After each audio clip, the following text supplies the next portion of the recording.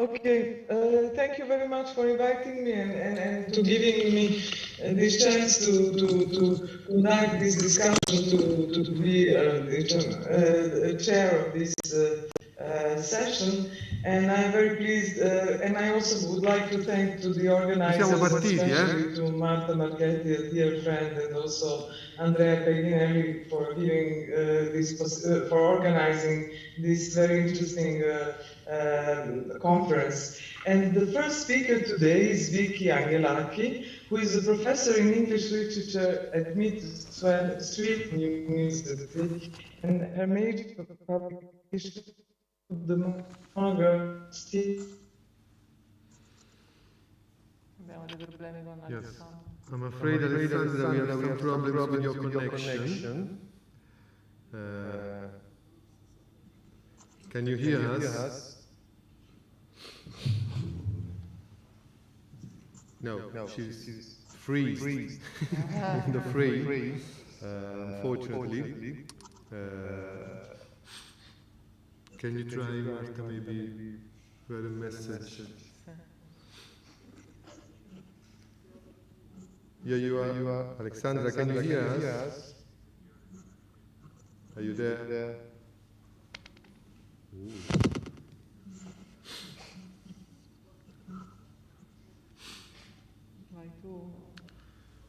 And so Vicky is speaking first?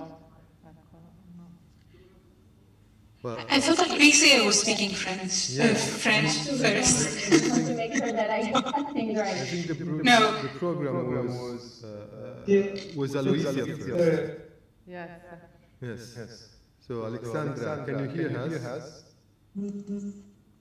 She can't hear us. Marta, provo di uscire e entrare. Ok. Sì, allora fammi rientrare per favore. Okay. Sorry, this is part of being on the internet. It's part of the game. We have been trained to improvise as well, so hopefully we can do something. Yes, otherwise we will start again. Here you are back, Alexandra. Can you hear us? Yes. Okay.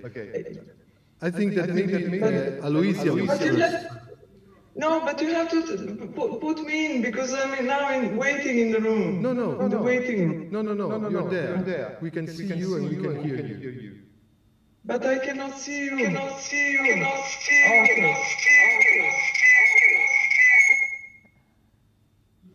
No.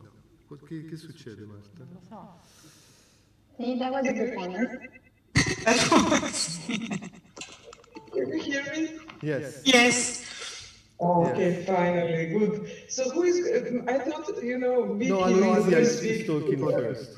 I absolutely don't mind. Whoever you want to be. Aloysia and I go back a long way. We're not precious about this, but I think maybe Aloysia was first. She should go first now. On the program is Aloysia. Okay, Aloysia Russo will be the first speaker, and she is a senior lecturer at the Sorbonne University, a Faculty of Arts and Humanities, where she teaches British and American literature and specializes in contemporary British theatre. She has published a book on Tom Stoppard's Arcadia in 2011, and then she co-edited volume of Coup de Théâtre on the renewal of the crime play on the contemporary Anglophone stage in 2018. And her main interest is in debunking of generic categories in contemporary British drama, and more precisely in contemporary playwrights' subversion of mainstream theatre. Her current research focuses on spectator engagement as well as on the interrelationship between theatre and the novel. And today her presentation is under the title Iterations of Authorship in Martin Grimm's Theatre, Intertextualities and Complex Acts of Storytelling. Okay, so I'm giving you... Don't worry, otherwise I can tell my title. Okay. Thank you, Alexandra. No worries. Thank you very much. Paper and crimp as well, so maybe if you... I can talk about crimp, but that's not what was scheduled. So I'm going to talk about, thank you, Alexandra, the play as graphic novel. Alistair McDowell's kept an amazing 2014, and Tim Crouch's Total Immediate Collective Imminent Terrestrial Salvation, 2019. Can everyone hear me well? Yeah. Up to now, at least? Okay, good, wonderful. Mi scusi per non aver potuto ascoltare tutte le comunicazioni molto interessanti perché purtroppo non parlo italiano. And that's the only Italian that you're going to hear from me today. Thank you, Google Translation. And it has been really frustrating. I was able to grasp some words and understand some of the things that were said this morning, but not all of it. So I'm sorry if I'm going to repeat some of the things that were said this morning unwillingly, and I'm very sorry about that. So let me maybe share my PowerPoint right now before I forget. There we go. Okay, everyone can see it, right? So yes, I would also like to apologize to the organizers of this conference for changing my mind a number of times and going through a rather lengthy process of reflection before deciding what it was that I was going to talk about. In my defense, the intersection between the novel and theater is indeed, and I'm quoting the call for paper here, a particularly fertile arena in which the identity of the European, in this case British, theater scene is innovated and reinvented, thus making it particularly difficult for me to choose my topic today and to decide what the focus of this paper would be. The other reason why I find it difficult to choose my topic is that the intersection between theater and the novel is part of the field of research that I'm tentatively trying to explore. That is the question of the book as object, both on stage and in the audience, as well as more generally the act of reading a play, as opposed to watching it. So I'm delighted to participate in this conference, and I would like to thank Andrea and Marta warmly for organizing this, especially in this strange period that we are living in, which we have to organize a Zoom/YouTube conference. I hope one day we'll be able to meet not through computer screens. So the intersection between theater and the novel has been particularly prominent on the British contemporary stage, as exemplified by the critical and popular success of a number of adaptations from page to stage in the recent years. To quote but a few, we can mention Simon Stevens' 2012 incredibly popular adaptation of The Curious Incidents of the Dog in the Night Time, or Dennis Kelly's 2010 acclaimed Matilda the Musical, adapted from Roald Dahl's novel. The stage set, in fact, being a constant reminder of the musical's literary origins, since Matilda is either surrounded by books in the musical, or surrounded by blocks of letters, as you can see right here. The stage set being constantly composed of these blocks of letters throughout the musical. So it was literally a transposition of the page to the stage. In 2014, Forced Entertainment adapted Agatha Christoph's The Notebook, a performance which in fact consists of an act of reading on stage, which I'm not going to talk about, but which I thought was worth mentioning here. Another highly stimulating aspect of the relationship between theater and the novel on the British contemporary stage, and I promise I'm almost done telling you about what I'm not going to talk about, is what we could refer to as the narrative turn of contemporary drama, sometimes with entire plays being narrated, as is the case with Dennis Kelly's 2018 monologue, Girls and Boys, or in various plays by Martin Crimp, such as the groundbreaking Attempts on Her Life, 1997, or Fewer Emergencies, 2005, in which diegesis replaces mimesis with unnamed characters / narrators telling a story on the stage. This is probably something Vicky is going to tell you about, so I'm not going to spend on this. What I have decided to tackle today, and I'm finally getting to the point here, is not the way in which specific novels have been adapted into plays, but rather how British contemporary plays borrow from the genre and form of the novel, and how their plays are perhaps intended to be read rather than performed. So how our attention is drawn to the script of the play as much as, or perhaps even rather than, the performance on stage, thus trying to answer the question, does something happen on the page that perhaps does not happen on stage? I would like to start by underlining that my paper is based on a very broad definition of the novel, which I hope you will accept as valid, which is the novel as printed story, the novel as a book, rather than oral story or performance. The Oxford English Dictionary definition of the novel is that, I quote, of a long fictional prose narrative, usually filling one or more volumes and typically representing character and action, with some degree of realism and complexity, a book containing such narrative. So what I'm interested in here is precisely the play as a book containing a narrative, rather than the play as put on stage. Even though many British contemporary playwrights still consider the staging of their play as the vital final step of their creative process, we might wonder if they do not also, perhaps unwillingly, draw attention to their script, thus creating a self-sufficient book rather than a blueprint for performance. I actually started being interested in the act of reading a play before the pandemic, but the topic has obviously become particularly relevant, as the only access we have had to theater for almost a year was either to read plays or to watch their video recording. Does this mean that we have been settling for the second best choice? Can we be content with reading a play? And in that case, what distinguishes a play from a novel? In other words, do we read plays only because we are not able to go to the theater? We may be inclined to answer that question positively, since we've all been missing being part of the theater audience, as was underlined, in fact, that morning, throughout these past months. And also because as academics specializing in British or European drama, we have all experienced working on plays that we have been unable to attend. Our only access to a play being the act of reading. I would like to wonder, however, if this approach does not open new possibilities. As suggested by Mark Fisher in his Guardian article, this is a March 19, 2020 article entitled "All the World's a Page, the Joy of Scripts During Theater's Shutdown."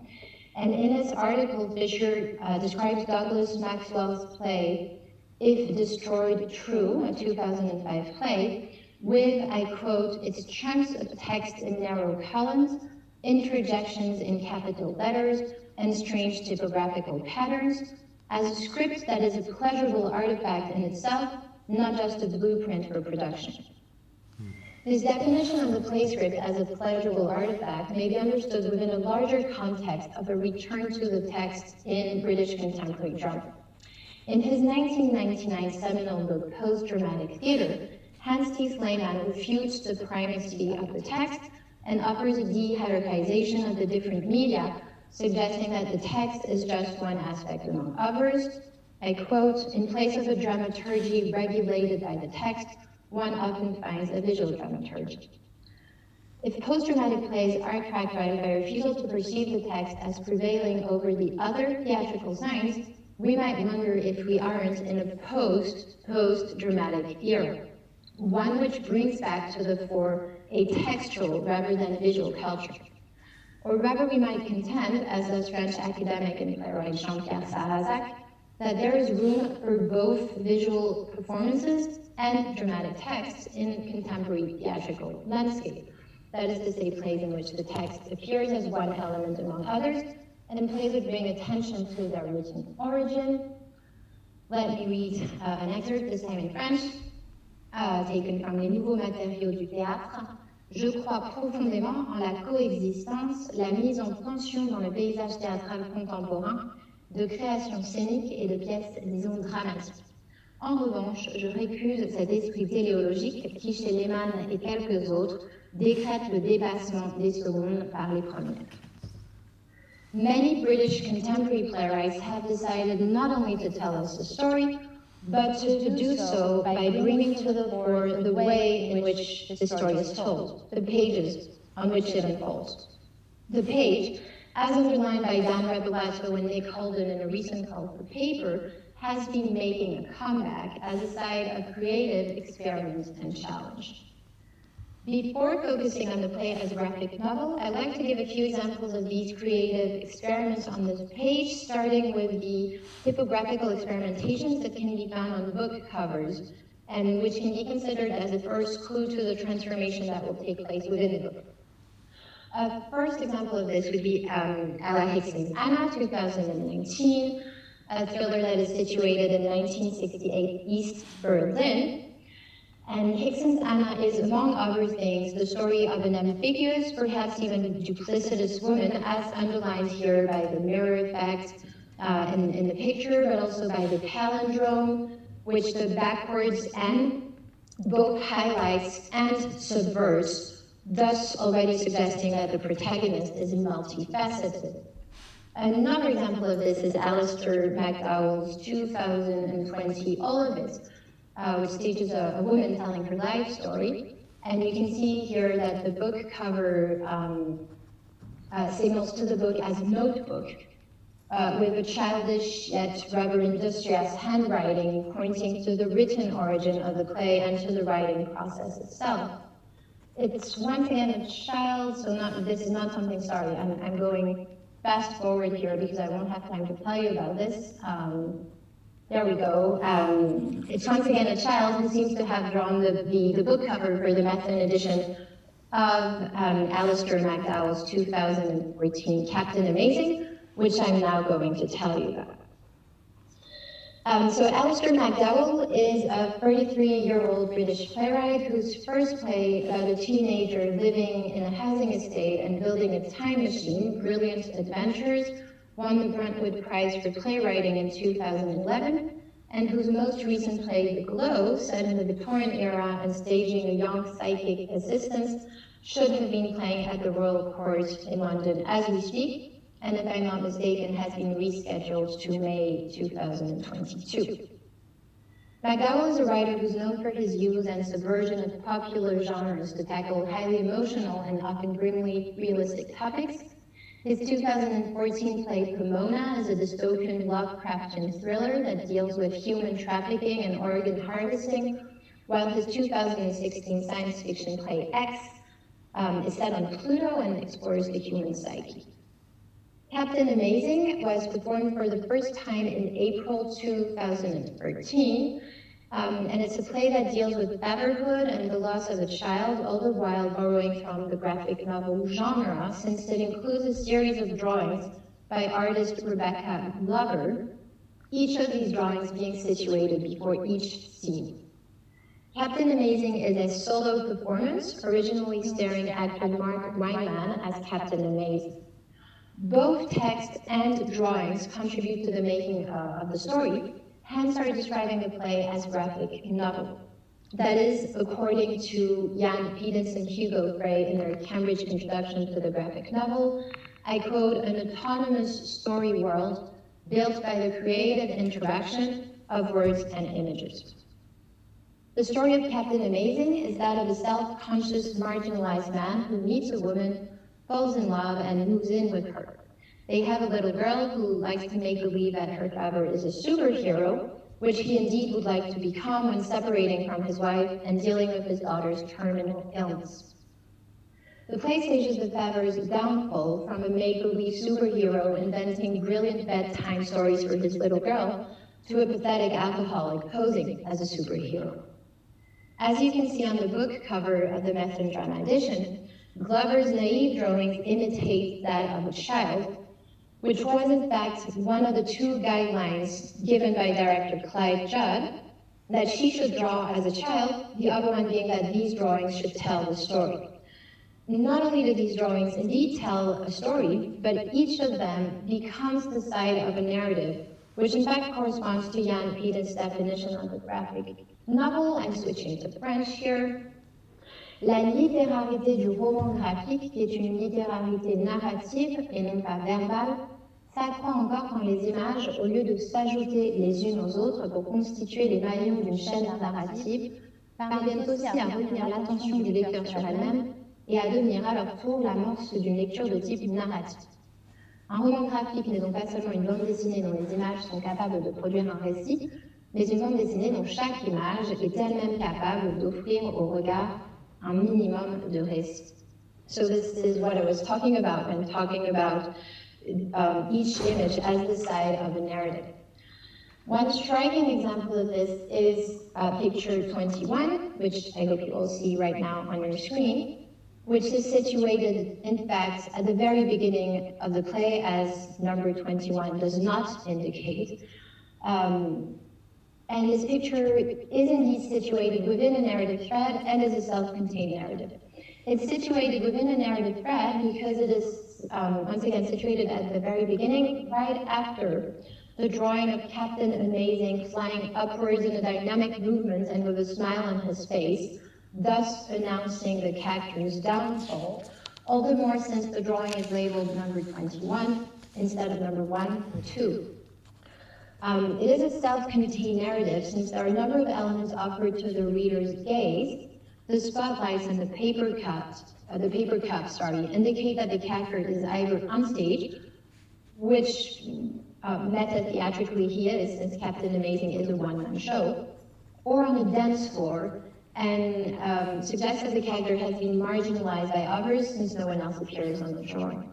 His scowl and hunchback point to the character's dejected state, although the reason for his dejection is not clear yet, thus resituating the drawing within a narrative thread, as we know the answer to this will be given later on when scene 21 is resumed.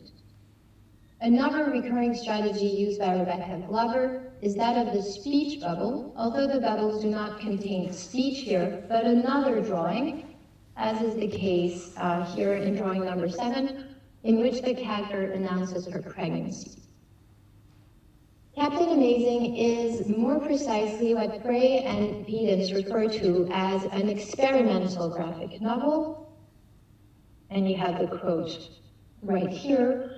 Underground authors did not only write more or on different subjects, they also wrote better, and one of the great innovations consisted in transferring the character language from the field of vocabulary and syntax to that of storytelling itself.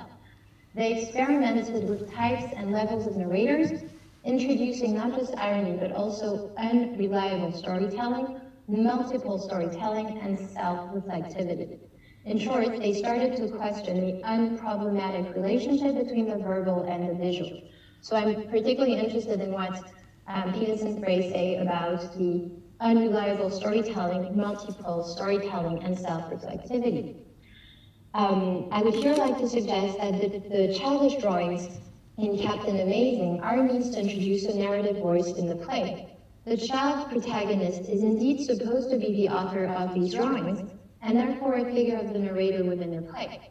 In this sense, MacDowell is telling us a story through the use of dialogue, as expected in the play, while the little girl is yet another figure of the author within the text, a narrator telling us her version of the story. But the story becomes highly unreliable when we realize that she cannot be the author of all of these drawings.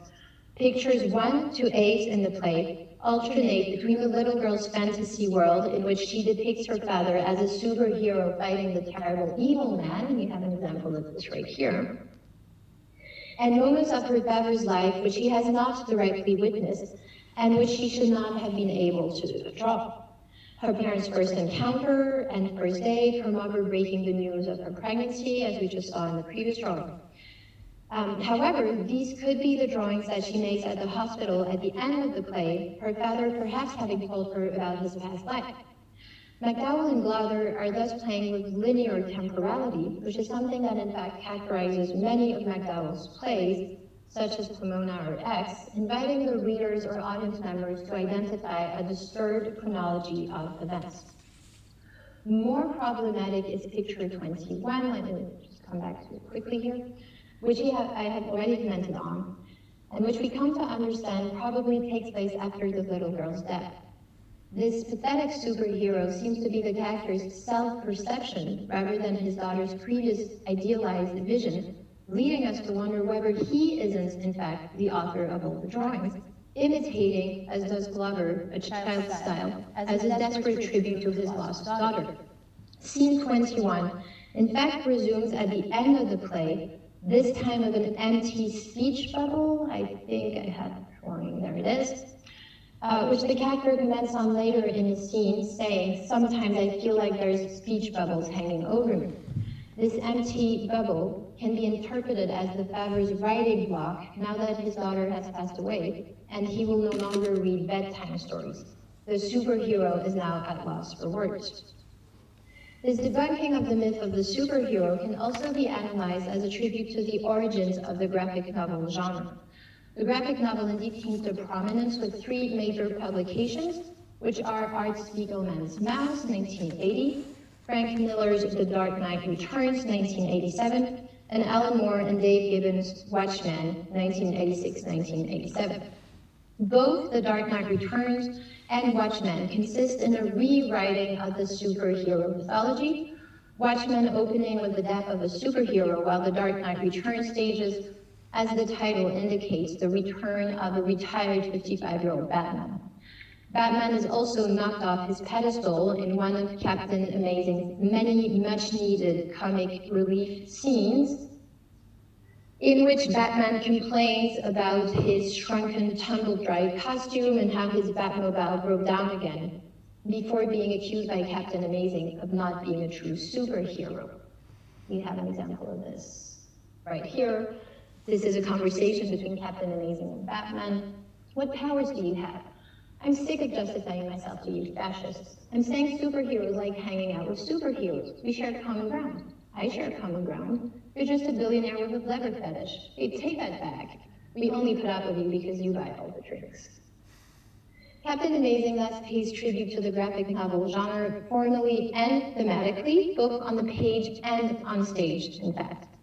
The drawings are indeed not exclusively addressed to the readers, as they are also projected at the back of the stage throughout the performance, thus making the experience of reading a play very similar to that of watching it. You have one example here and another one right here. In this picture, the written no seems to be coming out of Mark Weinman's mouth, and this interaction between actors and illustrations projected onto a screen is in fact a recurring cinematic technique, but a cinematic technique which theater makers have also been exploring these past years, among whom the pioneering company 1927. We have a few pictures here. This is taken from the Animals and Children Take to the Street. The stage here becomes a page on which both animated figures and flesh and blood actors interact.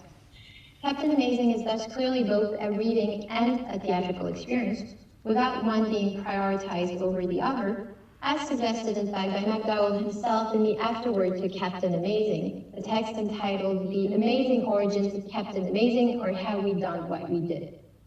McDowell addresses his readers saying, quote, I hope you enjoyed the show, or if you're just reading this as a script, I hope you enjoyed that too.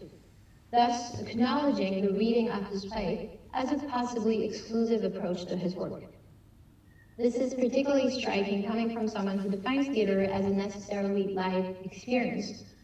This is what McDowell said in a 2014 Guardian article. Physicalizing, that is something theater and only theater can do. If an idea could be a book or film, don't put it on stage. Physicalizing is also an essential component of British playwright Tim Crouch's work, yet his 2019 play, Total, Immediate, Collective, Imminent Terrestrial Salvation, which if you don't mind, I will now on refer to as Total Salvation, is as much a reading experience as it is a theatrical event, since as opposed to Captain Amazing, the illustrations that are to be found in the play script are not projected on stage. So, Tim Crouch is a playwright who constantly experiments with form and content, inviting his audience members to reflect on their level of participation, and often foregrounding the writing and or reading process in his plays. While his 2005 play An Oak Tree invites an actor or actress to discover and read his or her lines on stage each night, the script, the text, therefore being part and parcel of the performance, his 2012 play I, Scena, the Poet, asks the audience to participate by writing their own poems. Total Salvation premiered at the National Theatre of Scotland in July 2019, and once again invites the audience to participate in the making of the play. The play tells the story of Miles, a father-turned-guru who, after his son's death, has taken his daughter's soul away with him to South America and predicts the end of the world as we know it with the coming of an eclipse. When Sol's mother, Anna, comes back 10 years after leaving the cult to bring her daughter home, the question is whether or not Sol will acknowledge her father's indoctrination and leave with her mother. The story is not only performed on stage by the actors, but read by the audience. We are indeed given a book when we enter the auditorium and are invited to turn the pages of the book as the story unfolds. You had one picture on the conference program. I think this is another one, quite similar, to give you an idea of what this looks like. And so the story unfolds both through dialogues and through beautiful illustrations by theater designer and illustrator Roxana Jadav that indicate what is occurring or has occurred off stage. As underlined by actress Susan Vidler, who plays the role of Anna, when she enters the stage, I quote, "This book is part of the play. It is part of the play. There are pictures in the book that also tell a story." And you see here how it's quite interesting that what she says is there are pictures not that tell the story, but that also tell a story, meaning that the story told by the illustrations is probably different from the story performed on stage.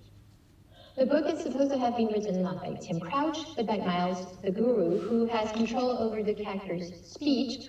Crouch's name, in fact, as you can see, neither Crouch nor Jadav's names appear on the book cover, only on the spine of the book.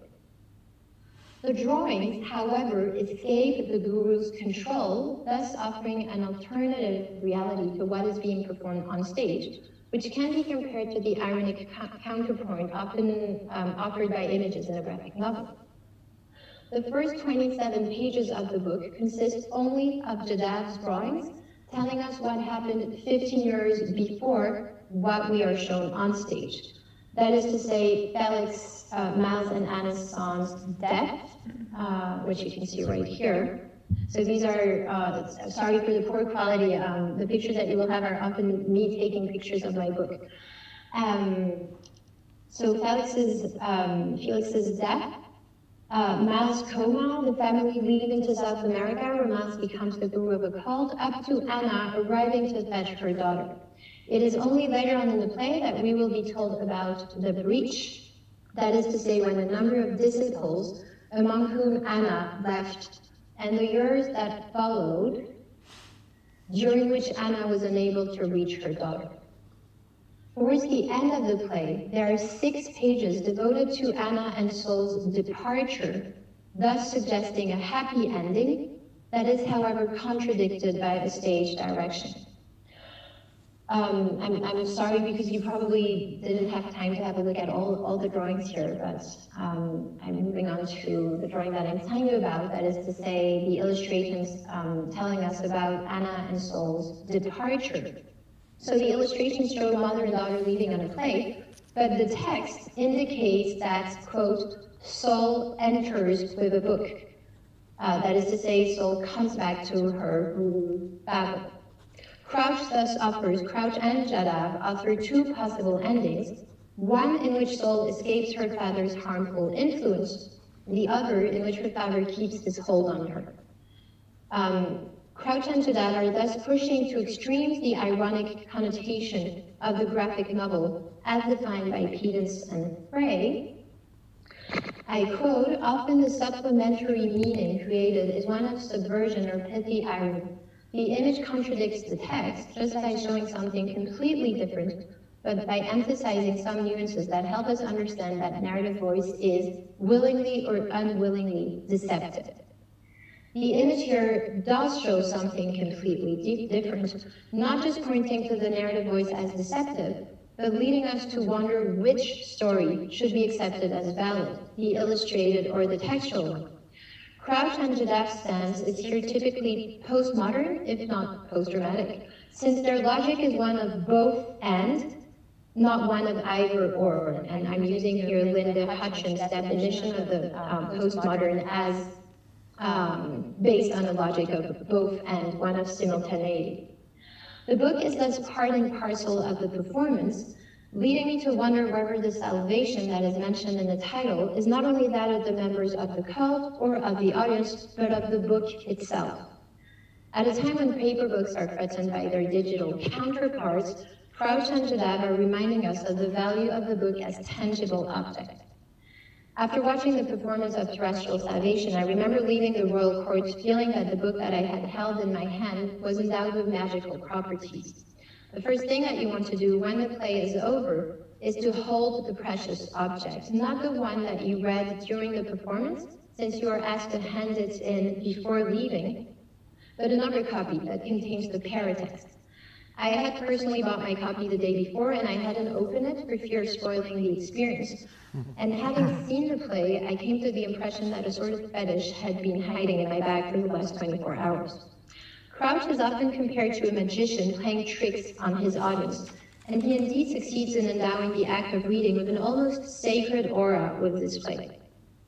During a performance, we are allowed to turn the pages, only once we have been given permission to do so.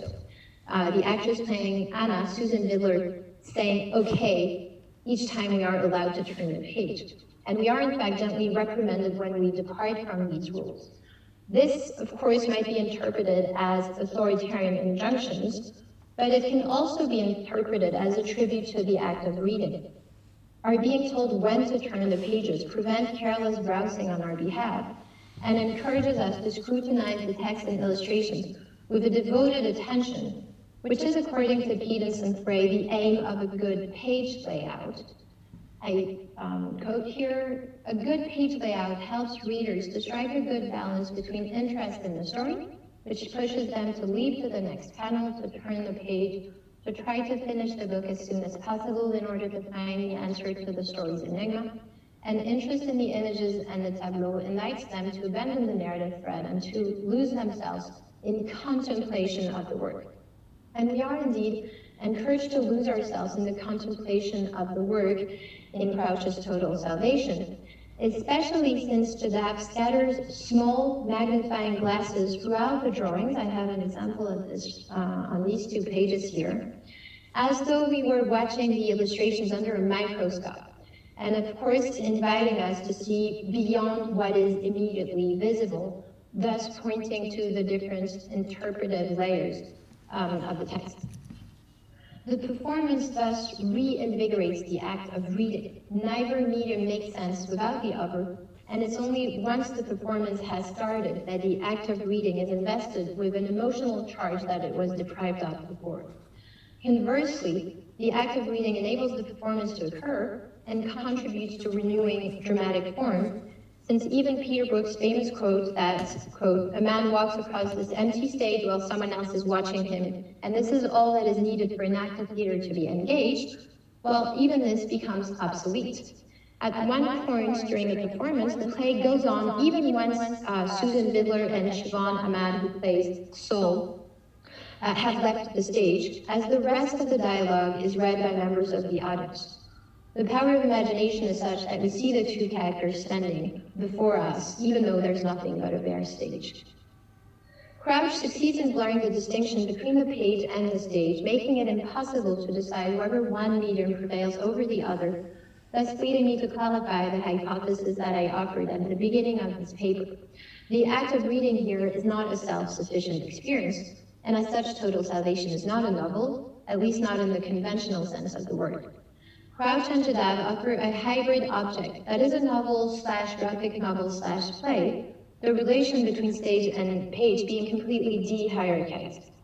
Susan Vidler's insistence that, quote, "the book is part of the play," may very well be read the other way around. The play and performance are part of the book, as suggested by the mention of Sol, I quote, "finding her place in the book" at the beginning of the play, or by Jadav's mise en abîme of the audience towards the end of the play.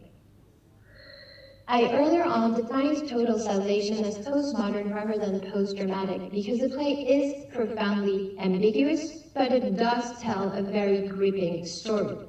Both Captain Amazing and Total Salvation are plays with a strong narrative thread that still succeed in challenging the logocentric bias of the dramatic through their profound unreliability. And I'm quoting Liz Tomlin here, "And their stories fell apart even as I was telling them, post-structuralist performance and a no longer dramatic text." This is what Tomlin writes. In this text, Tomlin challenges what she defines as a pointless dichotomy between text-based and non-text-based performance, and underlines how even text-based performances may be considered as deconstructions. This is what she writes. In writing that is predicated on the unreliability of all language, even the linguistic science that points to its unreliability cannot be entirely trusted. The disruption of the authority of the written text through the means and context of its articulation has long been a key strategy of contemporary post-structuralist performance practice. I haven't written that, this is taken from Performing Literature's Performance Research 2009. Through their hybrid forms and unreliable narrative voices, Captain Amazing and Total Salvation indeed both foreground and disrupt the authority of the written text, aiming at being read and performed, inviting us to re-evaluate our position as either reader or audience member. Thank you. Thank you, Aloysia. And I'm sorry, really, I apologize with you because I gave a completely wrong title. You know, somehow I got mixed up. I think that all this technical stuff is really having an impact on us. So we are doing all these errors, human-made errors, and I hope you don't mind because you immediately corrected it. And you know, I don't know how I got mixed up with these two titles and your biographies, but I appreciate your talk, and probably there will be a lot of questions afterwards, and we decided, I mean, the organizers decided that the question session will come afterwards. Okay, so we will listen to all three speakers, and then we'll give a possibility of a dialogue. Okay, so we have now a second speaker, which is Vicky Angelaki, who is professor in English literature at Mid Sweden University. Her major publication includes Theatre and Environment from 2019, then Social and Political Theatre in 21st Century Britain, Staging Crisis, the plays of Martin Crimp Making Theatre Strange, and the edited collection of contemporary British theatre Breaking New Ground. And also she is a co-editor of the Cambridge Companion to British Playwriting since 1945, with Dan Rebelato, and the Belgrave Macmillan series of adaptation in theatre and performance with Cara Riley. Her next monograph will be Martin Crimp's power plays, Intertextuality, Sexuality, Desire, contracted with Routledge in preparation. So we wish you good luck with this new book. And today she will talk about this other title, which I mixed up, which is Iterations of Our Authorship in Martin Crimp's Theatre, Intertextualities and Complex Acts of Storytelling. And I give the word to Vicky. Thanks ever so much for this very generous introduction. I hope you can hear me okay. And if ever anything happens and you can't, just interrupt me and tell me, please. I'll start screen sharing in a moment, but really I just want to say to be mixed up with Aloysia in any kind of way is an honor and a joy. As I was saying before, we go back a long way. She's such a terrific colleague and we intersect a lot, so of course it's absolutely fair that this happened. So for me, it's an honor.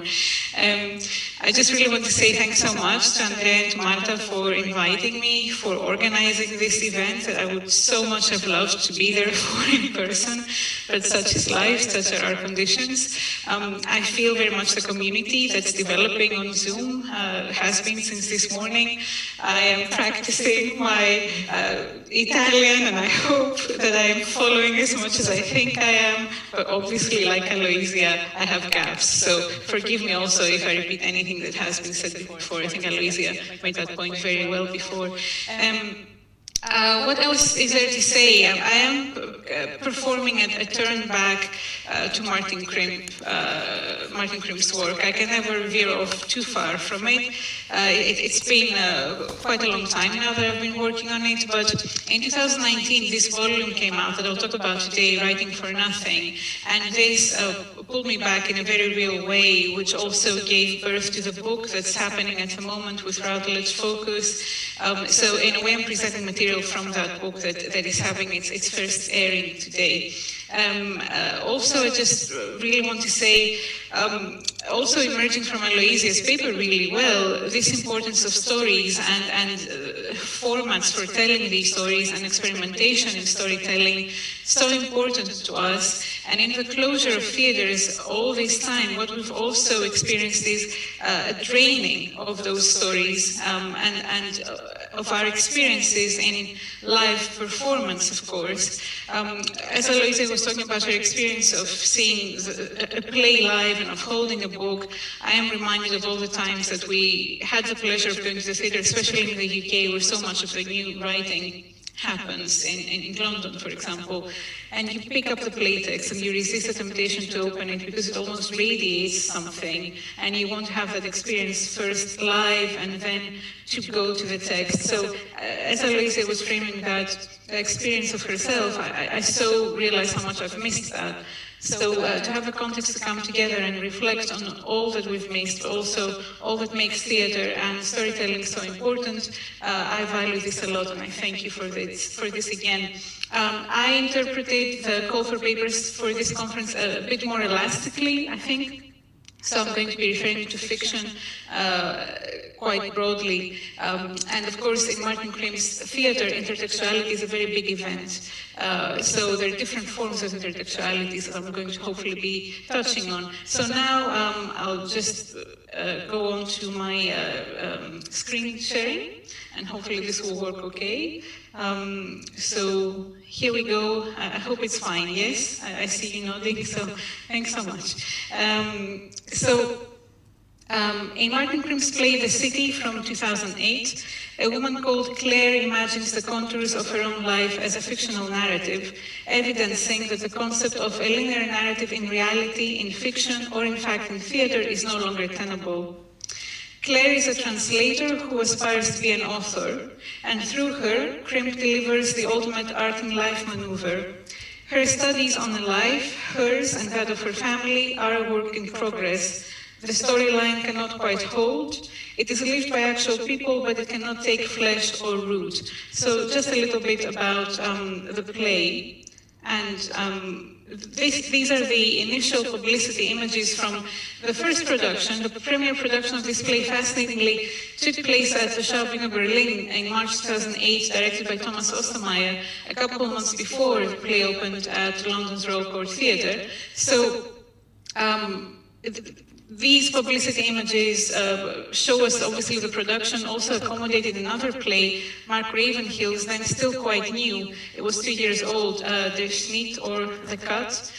So if you went to the Schaubühne to see the city, you also saw the cut. If you went to see the cut, you also saw the city. And one set lifted to reveal the other play. It was really quite a beautiful experience. So this play with reality was already occurring at the level of the production itself, outside of the narratives of any of the two plays. But anyway, this character that you see there to the left is Jenny, and she's one of the characters that Claire, who is seen here in the chaise longue, imagines as part of that fictional but also real life. Jenny is the neighbor of Claire and of Claire's husband, Chris.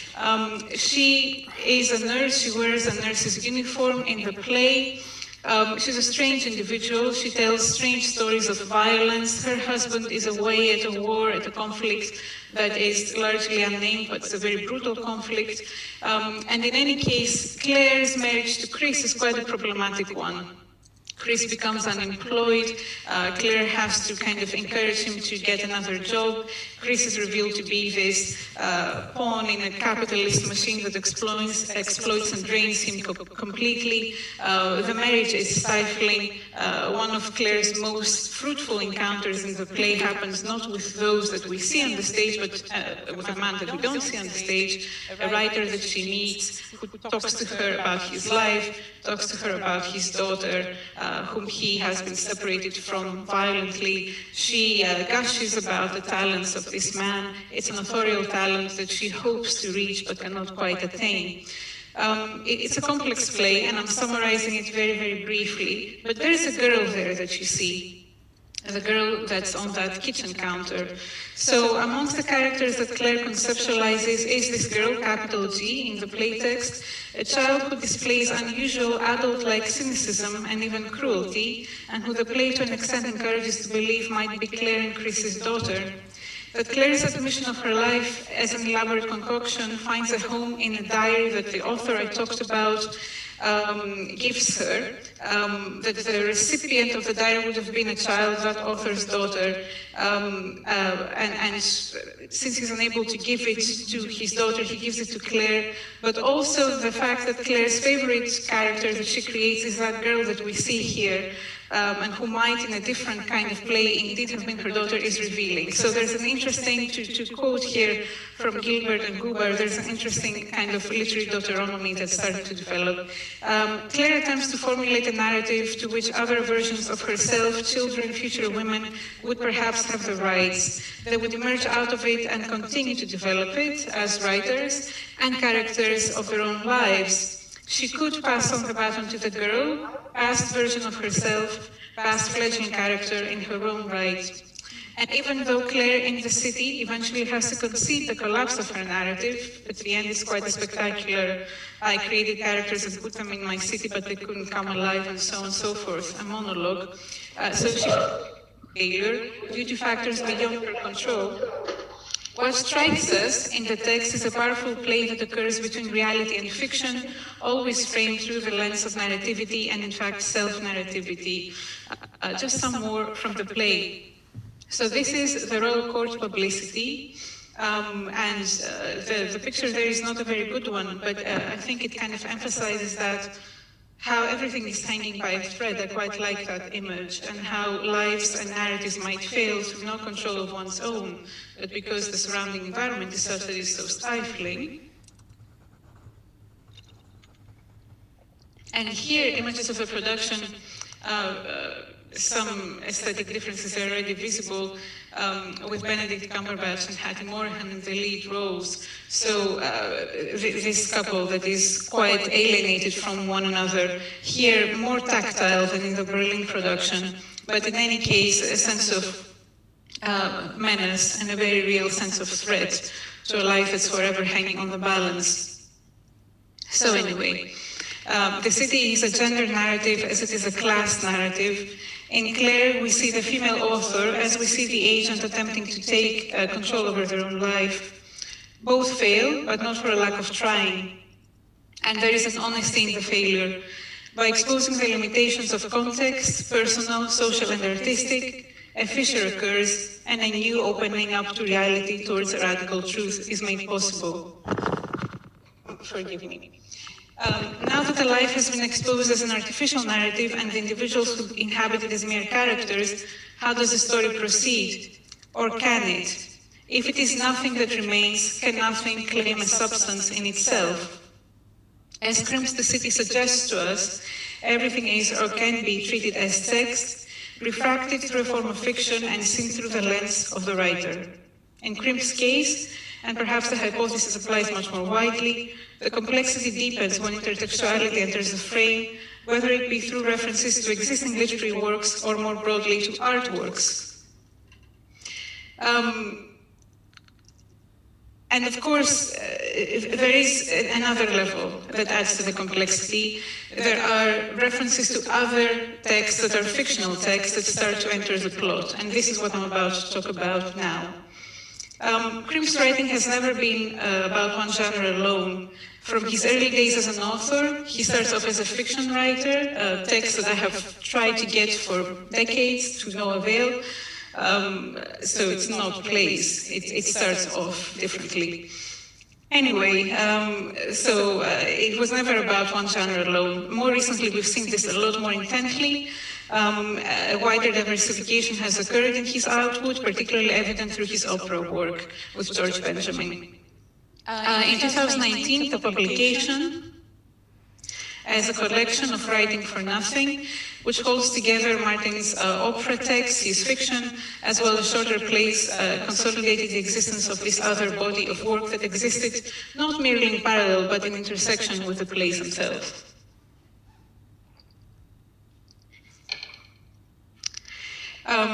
Krim's published brushes with fiction include short texts, occasionally appearing alongside the major new play text. For example, a short fiction called Stage Kiss was published with The Treatment in 1993.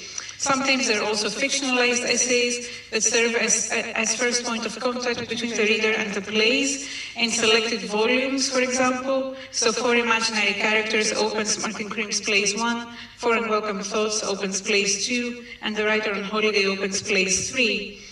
By doing service mainly to genres other than theater, Writing for Nothing helps us better contextualize Krim's drama, and it also reveals an intersecting tension between different genres of work, but it is a creative tension. Writing for Nothing features two texts described as writing in prose, the play, and stage case that I mentioned before. So here I'm concentrating on the play. This longer form short story, which runs at 36 pages, is significant because it captures the author's engagement with intertextuality, gender power politics, and injurious marriages equally.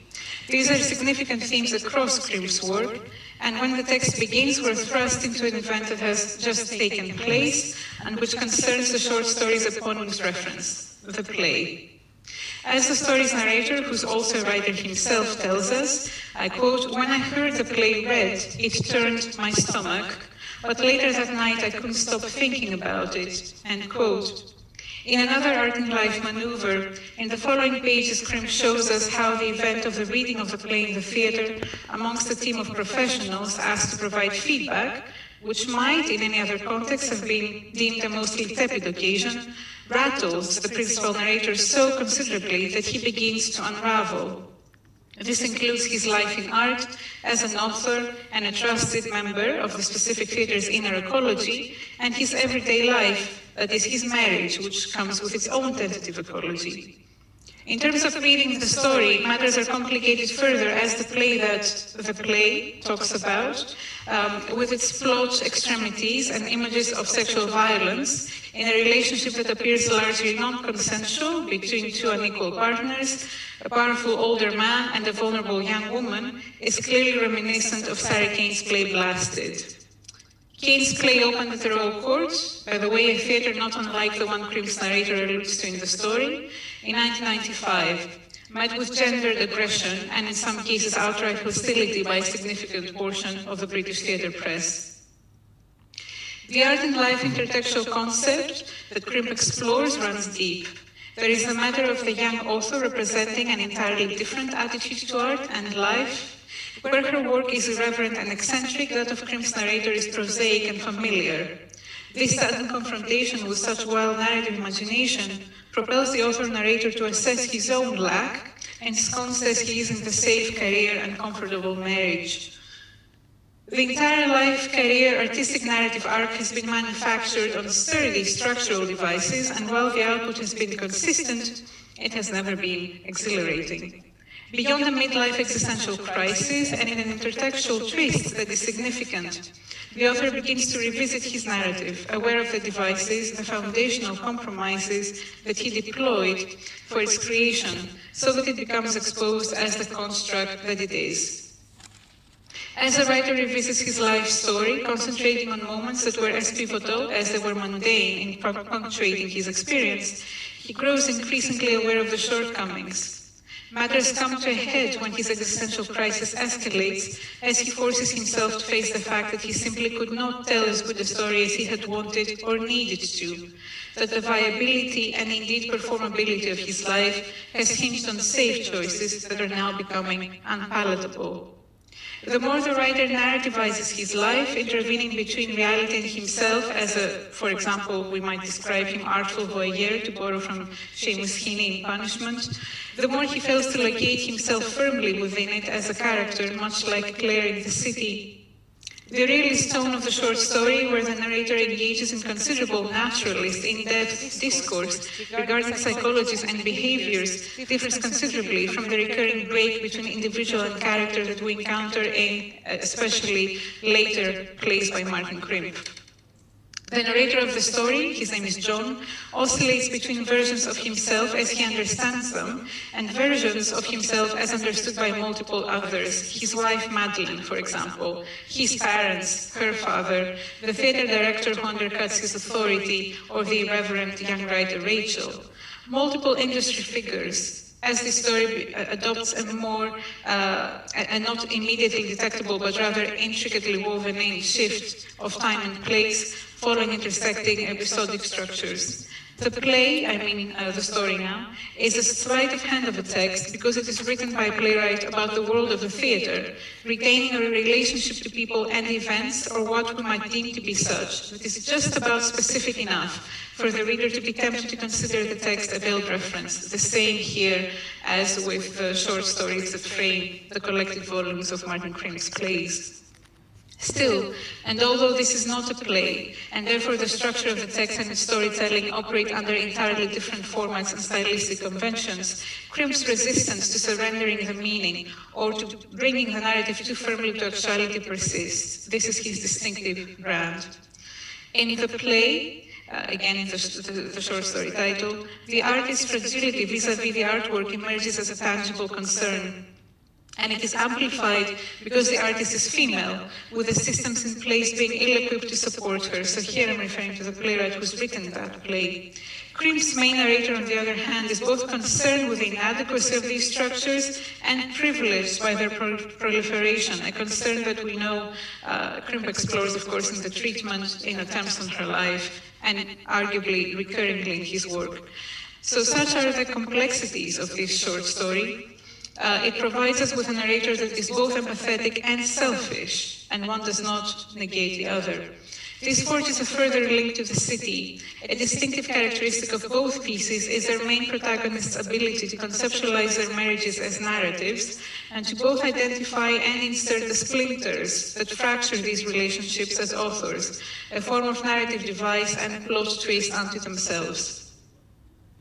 References to marriage as performative narrative begin early in the play and continue to land with considerable frequency throughout, as do references to self as character. Early on, John, the narrator, describes himself as, I quote, feeling like a badly written character, not sure of my intentions, end quote. Crimp's writing illuminates the state of being both in terms of the both in terms of the individual's relationship to themselves, in the matter of teleological self-perception, and in the matter of interaction with others, including existing within interpersonal as well as very intimate structures. Marriage is, of course, one of those. We witness this state as problematic and ultimately debilitating in the city, where Clarice fails to write the story of either herself or those around her, or of a successful, let's call it, marriage, eventually surrendering the narrative. The play offers a more mundane depiction of the struggle and more formally conventional, though no less complex. The sense of marriage as performance is accentuated by John's constant framing of expectations when it comes to anticipating his wife Madeline's reactions or to interpreting her actions, similarly to how he frames his own typical responses to familiar triggers, in the sense of performers well accustomed to their patterns and collaborating like scene partners rather than anything more profound. For example, when John recalls the episode in her life when he and Madeline, herself, crucially, an actor, must decide whether or not they will accept her father's gift of a house as a young couple, he describes the scene as, quote, our country house melodrama. John sees the exchange around the negotiation as already tired, though it is relatively early days in the relationship. I quote, I hope our dialogue wasn't that stilted, but I suspect it was, end quote, he notes as he recounts each character's contribution. The linguistic palette of the play is such that words are interwoven throughout in a way that crafts the idea of marriage as staged, both in the sense of a construct and in the sense of a confining set of vignettes in which two individuals willingly enter and to which they commit towards a shared goal of a so-called successful performance. Characters then behave as prescribed within the given parameters. The way in which, as an actor, Madeleine takes on the role of the wife to adapt to the expectations of John's parents, for example, themselves culturally, geographically, and socially entirely remote from the couple's lifestyle, quote, pretending to be the girl next door, end quote, or also the way in which John never entirely feels, at least in terms of class, the equal of Madeleine, confessing to the reader that at times he, quote, looks like a character from the past, the servant, end quote. A likely cross-reference to Madeleine's most important career role, her turn in the Strindberg production, provide further indications of the casting that has already and tacitly taken place between them. They also evidence the broader fictionalized framing that Grimm's narrator pursues in relation to his own life. The intertextuality in Grimm's writing is far from confined to other texts, including Grimm's own, or to fictional texts, as here, because it emerges equally sharply through the engagement with the narratives of other artists, which may not be literary at all. On some occasions, this is music, on others, it is painting. In the play, for example, as John is imagining the contours of his life with Madeleine, the parameters on which it materializes and the canvas on which it plays out, he finds himself thinking of Edvard Munch and his desolate figures against a backdrop both pervasive and irrelevant to the drama between the two bodies who are now drifting further and further apart from one another. As John's memory registers Madeleine's, quote, hair hung down her back like a curtain of black, brown, and gold, excluding me, end quote, so he notes, quote again, we might have looked like a woodcut by Munch, two still emblematic figures, distress eddying away from us across the landscape in red and green spirals, end quote. But it cannot be, because the high drama of the painting proves too much for the pale reproduction that reality offers for it. So it might have been dramatic, I quote, if only it hadn't been Berkshire. So here's the humor, end quote. The humor was my note. So adds John, real life is never then but a poor, lacking excuse for the high drama of art or of good fiction. Its canvases demand greatness, but the everyday is a mere reproduction, and as such, it must dispense with greatness by default. These narratives of well-worn relationships and their established dynamics, the only preserver of otherwise tentative relationships, are captured effectively by Grimm across different genres of work. Real life, then, might imitate, but can never quite match the intensity of art or of great literature. And here, as an exercise in that tension, let's think of When We Have Sufficiently Tortured Each Other, 12 variations on Samuel Richardson's Pamela, the very recent play also from 2019. So there's an exposure of this nakedness of reality, thin and unsatisfactory, as power shifts play out in storylines that, but for the characters' own sense of self-importance in their power struggles, otherwise lack monumentality. The characters might acknowledge that they aspire to great fiction, but they cannot quite match it.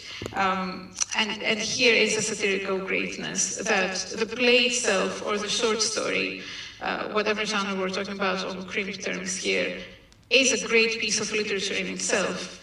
It's particularly poignant that it captures sometimes as a theme the failure to reach that great literature that it maybe draws on, that it maybe wants to be a replica of. So what Grimm writes is exquisite. The characters' efforts are failures. Such is a beautiful tension. Anyway, of course, the key concept under threat is always reality itself. If everything is narrative, is it not also a form of fiction? And why should the fictional reproduction of the real be deemed any less accurate than life itself? Moving towards a conclusion then. The anthological nature of writing for nothing is significant. The meta-element is predominant throughout, and when it comes to the representations of life in art, or life staged in the model of art, and of course this includes fiction, or life existing in the domain of art because of the characters' spatial and social context, including their professions, as in the play, then the situation becomes more complex still. The relationships between text, literary and/or visual, and reality becomes dangerously fluid. Dangerous indeed. This is what makes these texts so exceptional. They're always treading on something that we can never quite be sure of. Reality is the primary narrative, after all, and it is always a matter of which narrator may have the privilege of framing it into words and actions. To tell the story or to attempt it, attempt, obviously a very loaded word in Crimp's work, is always an act more substantial than the story itself. Success is incidental, but by no means the ultimate aim. Failure, perhaps, is more alluring. So through failure, the narrative stays open, so it may be attempted again. And maybe that's the ultimate purpose. Recently, there was, and maybe I'll close with this, very, very recently, a postponed theatre award was given to Martin Krimp in Hamburg, the Dramatica Prize. And in the laudatory text that went with the announcement of the award in Theater Heute, he was described as a satirist of pain. So it strikes me that what is so remarkable in his work is that he manages to capture this satire and this pain across different genres, including in the intersections between those genres in one and the same text. Thank you very much. Thank you, Vicky, very much for this inspiring talk, and we will discuss it for a moment. You know, it was really very interesting, and there are many, you know, questions which came out of your talk, but we will talk about it a little bit later. Now we have to give a chance to a third speaker to present herself. And this is Paola Jacobone. She is the PhD, she got her PhD in History of Modern and Contemporary Theatre in the University of Naples, Orientale, and she holds an MA in Applied Theatre at the Royal Centre School of Speech and Drama in London. And since 2013, she has been active in social theatre as a facilitator and researcher. At the same time, I think somebody should turn off microphone, because I can hear my voice. I don't know who is that, but somebody has a microphone on. Okay, thank you anyway. Okay, she carries teaching activities at Global Institute of Rome, and she's currently having a research contract at the Department of Modern Letters and Cultures at the University of Rome La Sapienza, so here in Rome. And she published in 2020 the critical essay on prison rules, Italy and England, Collana Teatro, Litus Editrice Roma, and she is going to talk about that exactly, novel and prison theatre, the case study of Pinocchio by Collodi. So I'm giving the word to Paola Jacobone. Thank you. Good afternoon, everyone. Thank you, Alexandra, for your presentation. It has been really, really interesting and enlightening to listen to the interventions that preceded me this morning and now. And it is an honor for me to be part of this conference. And I want to thank Marta and Andrea for the opportunity to be here today. My presentation will be about an ongoing research presenting the outcomes reached at this point and the main questions where I started from regarding the use of novel in prison theatre.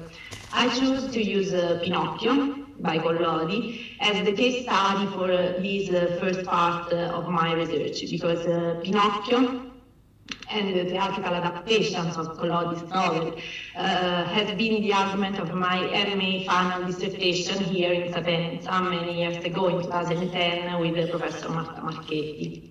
Pinocchio, however, was also one of the novels I used for a theatre workshop in the Cassino prison, adapted by me and staged with my inmate actors in 2018.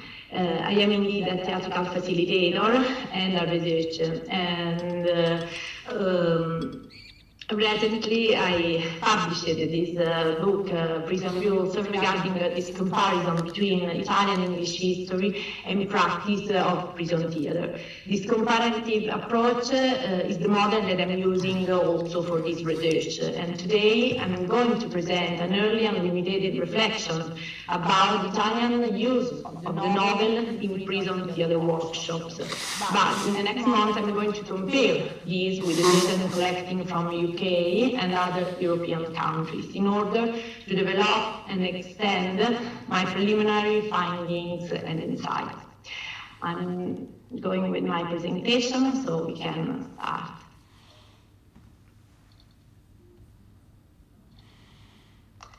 Okay.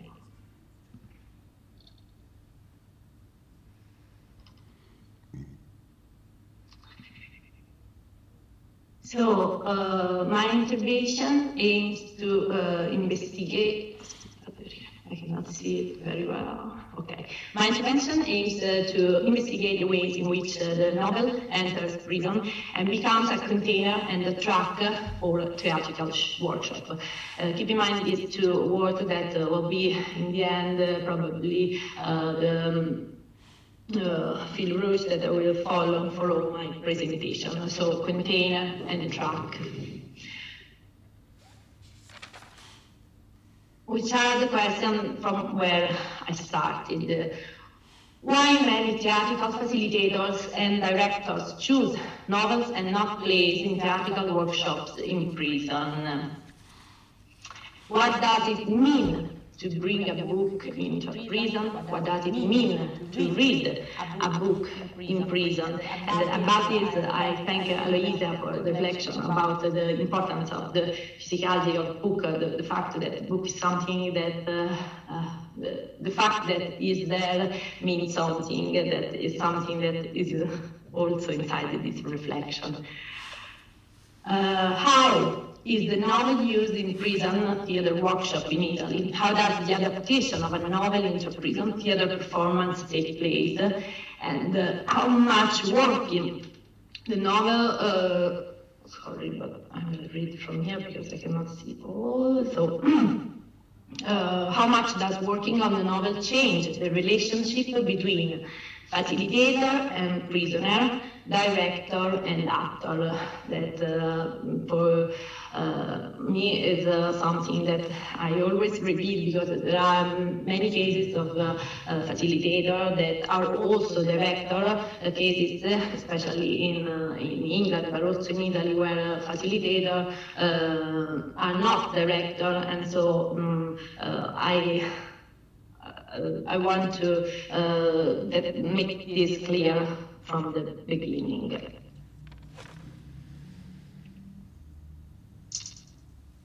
Okay, this is a quote from the introduction of Francis Babbage in Raleigh. In the theatre practices of recycling, indeed they are fundamental to the pleasure that the art affords.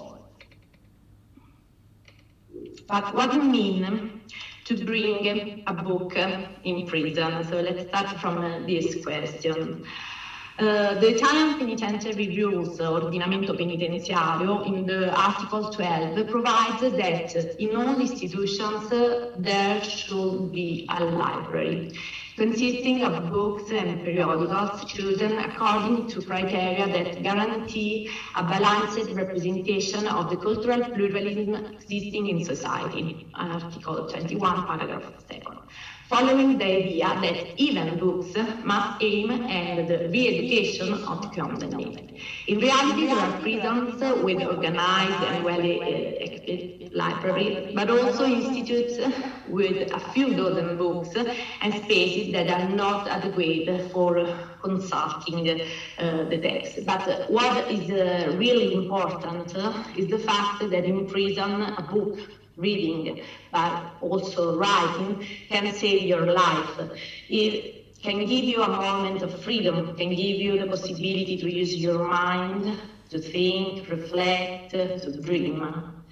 This is demonstrated by numerous reading and bibliodidactics courses, as well as by the crowded classrooms of schools at every level, from literacy courses to universities, that we can find in all Italian prisons, but also from many researches that demonstrated the importance of reading of culture, especially in a not place like prison. In this regard, I want to mention a few from an article of the Correctional Education Association. Sorry, but something goes wrong, so I'll just go back.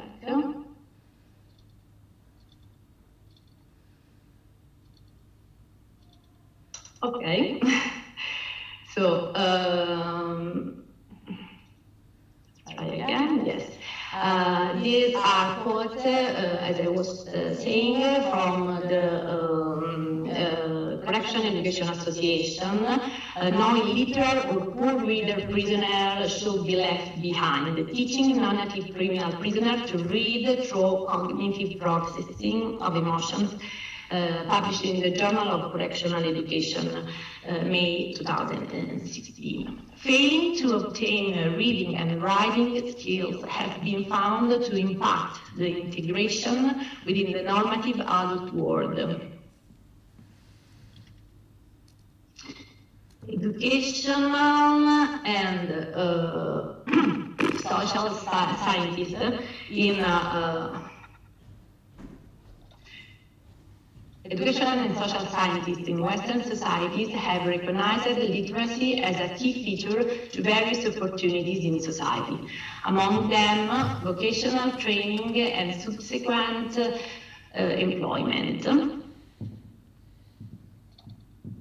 The inability to read and write well is frequently correlated with employment, underemployment, antisocial or delinquent behavior in adolescents, and with high level of recidivism.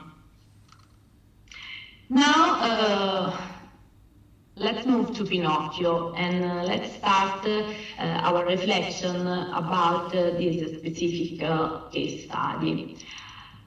Le avventure di Pinocchio by Carlo Lorenzini, better known as Collodi. The novel was actually originally published in a serial form as the story of a puppet, la storia di un burattino, in the Giornale per i Bambini, one of the earliest Italian weekly magazines for children, starting from 7th July 1881. But in 1883, the story was published in a single book. Since then, Pinocchio became a cultural icon. The book has been translated over 300 languages worldwide. That makes it the most translated non-religious book in the world. And he is one of the most reimaginated characters in children's literature. His history has been adapted into many other media. And the dramaturgical sense of this children's novel and its natural vocation for representation inevitably led Pinocchio to countless scenic rewritings. In the descriptions of all the protagonists of Pinocchio, the characteristic of using natural and animal elements is fundamental as a metaphor of their physical and moral essence. A natural root that inevitably links all the characters of the Adventure, and first of all Pinocchio, with his woody essence, to a tradition of popular theater in which the first Zanni derive from a mysteriously earthy world. And this quote is from Renato Palazzi in La vocazione teatrale di Pinocchio, 1982. And are often linked to animal motions, which lead them to act and express themselves more like beasts than humans. Let's think about Gignolo, but also Pinocchio, the transformation of all the animals. But as we know already, all the characters had this kind of animals revelation during the story. Hunger a crucial element in the history of the puppet, and its proximity to all the dummy of the comedy seems to be destined to accompany Pinocchio since his birth. But let's see how, in some adaptation of Pinocchio by Italian prison theater companies, some of these theatrical elements of Collodi novel have been used. I want to start with La Compagnia della Fortezza. La Compagnia della Fortezza and Armando Punzo, established in 1918 in the Volterra maximum security prison, La Compagnia della Fortezza. And the characteristic element of Punzo's work is to not want to make a theater of rehabilitation for prisoners. He says, "Here I went to prison essentially to make theater and not to educate," Punzo in Bernazzi e Valentini, 1998. But rather to undertake artistic and theatrical research able to perform by its pure sense an inevitable social-political function. Armando Punzo, whilst being unique for the purely artistic aim and for the professional and aesthetical level reached by the company, La Compagnia della Fortezza, in their performances, represents the outside, inside the general Italian trend, where the profession of theatrical practitioner does not exist, where workshops and performances in the practice of social theater in most cases are run by artists, directors. Punzo is indeed not part of the national coordinamento nazionale di teatro e carcere, and his adaptation of Pinocchio is a perfect sample of his theater. The Punzo adaptation of Pinocchio was born after a long and dense period of rehearsals, as always for his plays in prison. The director presents in fact a first study of Pinocchio, the show of reason, Spettacolo della Ragione, in July 2007, and then the following summer the definitive version inside the Volterra prison. Pinocchio represents a tool through which Armando Punzo, returning to the scene as an actor after many years of directing, reflects about his history, his vision of the theater, therefore of life, and the meaning of his work in the Volterra prison. Another sequence is organized according to the order of events of Collodi's Pinocchio. Most of the time, fragments of Collodi's story are cited, which, however, take on completely different meaning from the original. Everything is deconstructed in the need to subtract and recognize elements from the tale, revealing new ones and managing to give them a completely innovative and functional reading to the message that Punzo wants to convey.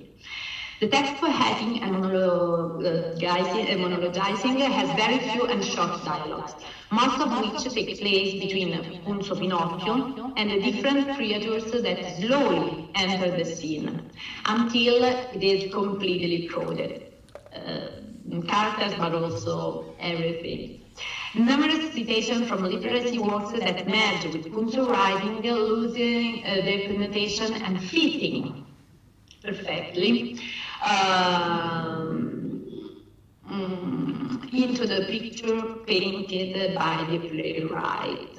A painting in which Leopardi is mixed with Kafka, Rabelais with Pasolini, and Cervantes with his Don Quixote with the character of Pinocchio himself.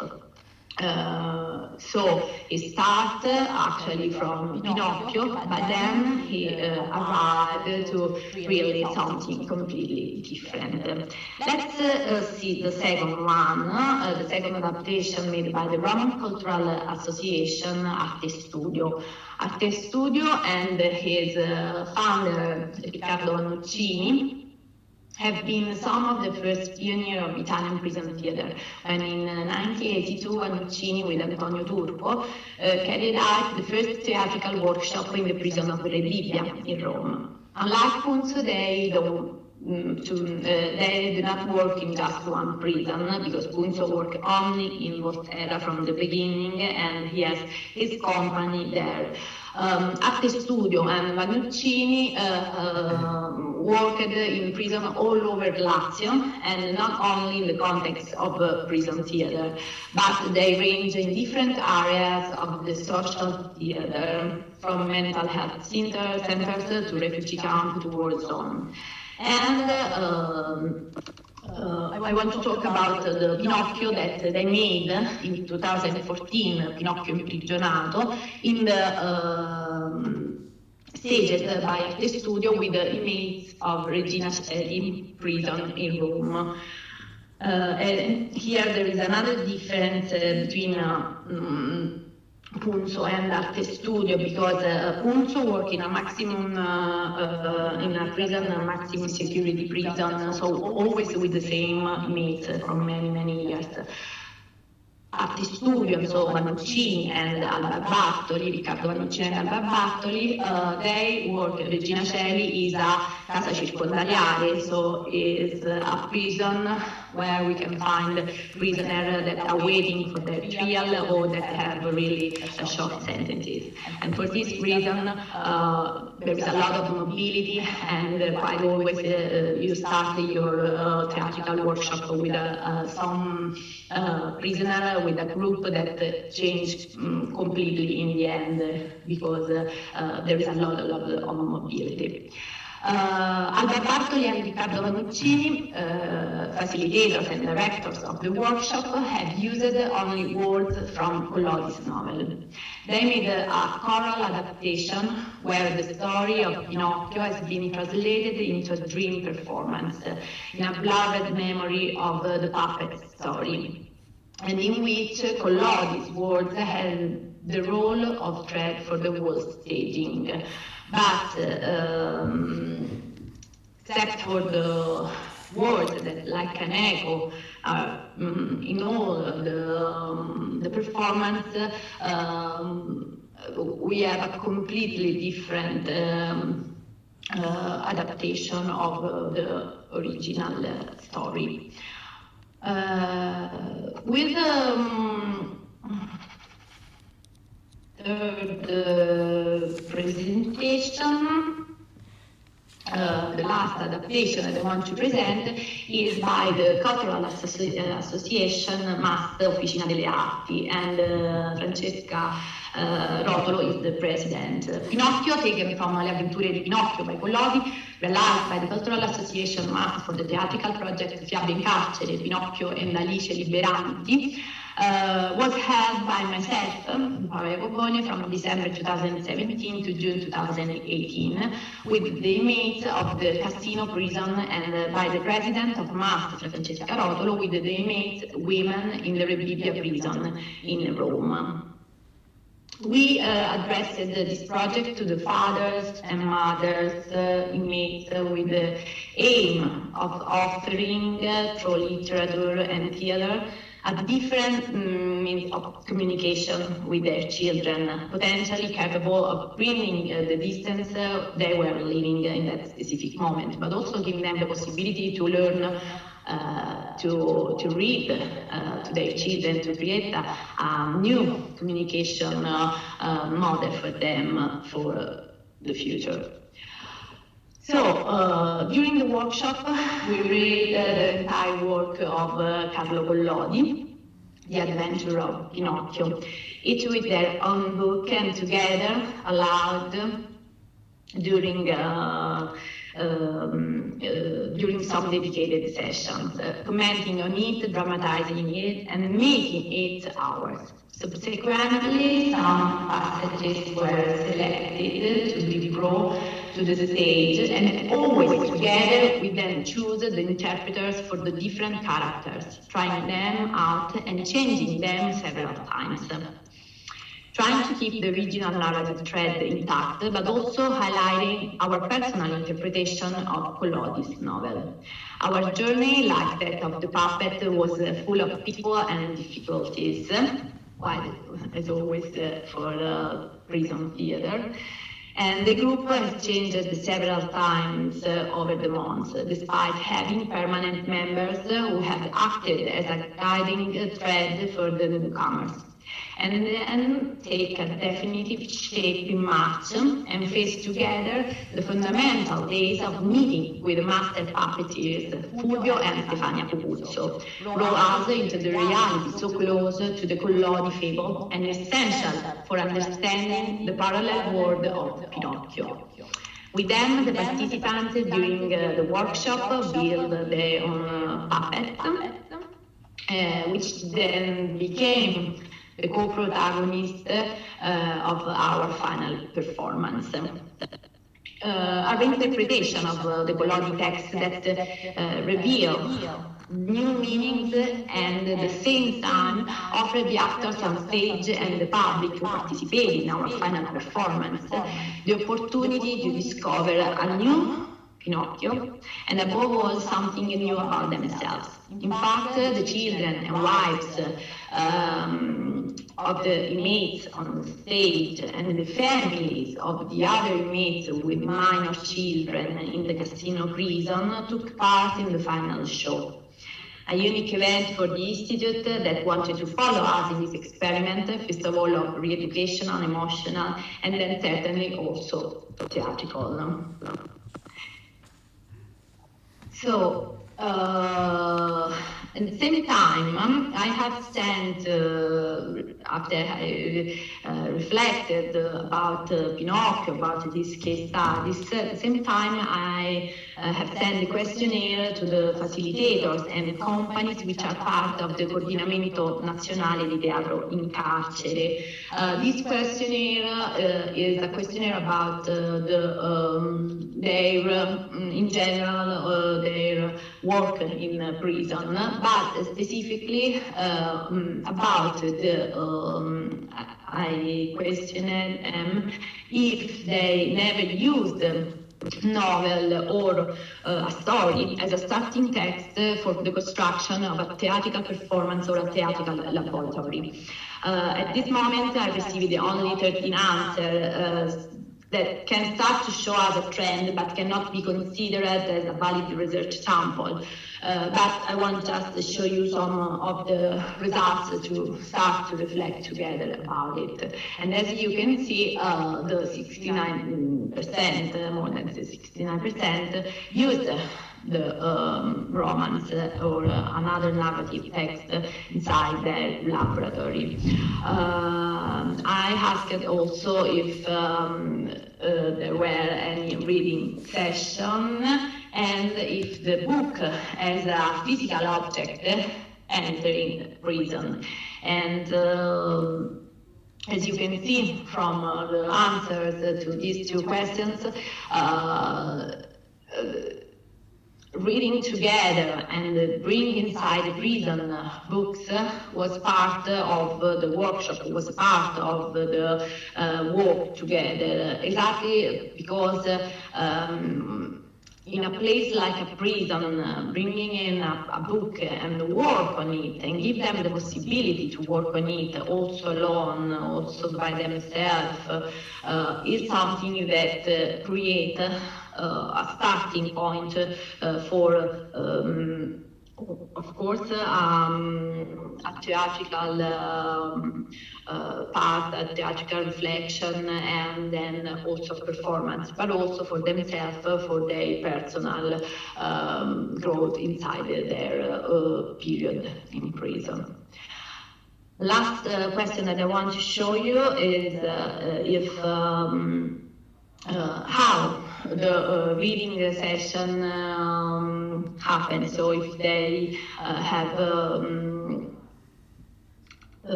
reading session, collectively reading session, so in group, or if they alone. And as you can see, the reading loudly in group was the most common form, of course. And I asked them also with which kind of texts, which kind of novel used during their their workshop, and the answers are really interesting because we can find Lettere dal carcere di Antonio Gramsci, Don Chisciotte, L'aquila prigioniera di Dostoevsky, I cavalieri della tavola rotonda, ma anche l'Odissea, la favola di Cappuccetto Rosso, and also Pinocchio by Carlo Collodi, that was staged by the Teatro Metropopolare of Lidia Gianfrida in 2019, and that maybe will be a next thing for me to underline and to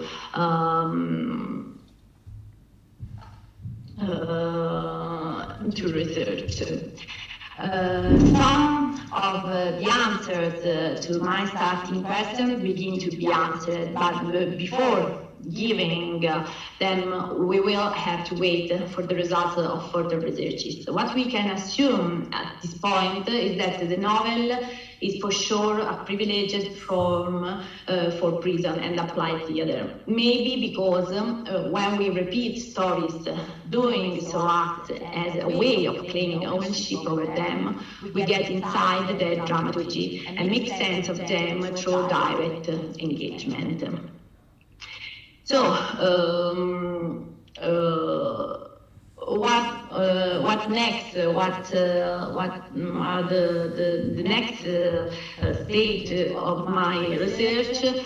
For sure, I will sending questionnaires to English prison theater facilitators and companies, analysis of Italian data in comparison with the English ones, and investigation about the use of narrative forms, novels, short stories, autobiography, graphic novels, not only in the field of prison theater, but also in open to the all applied theater field.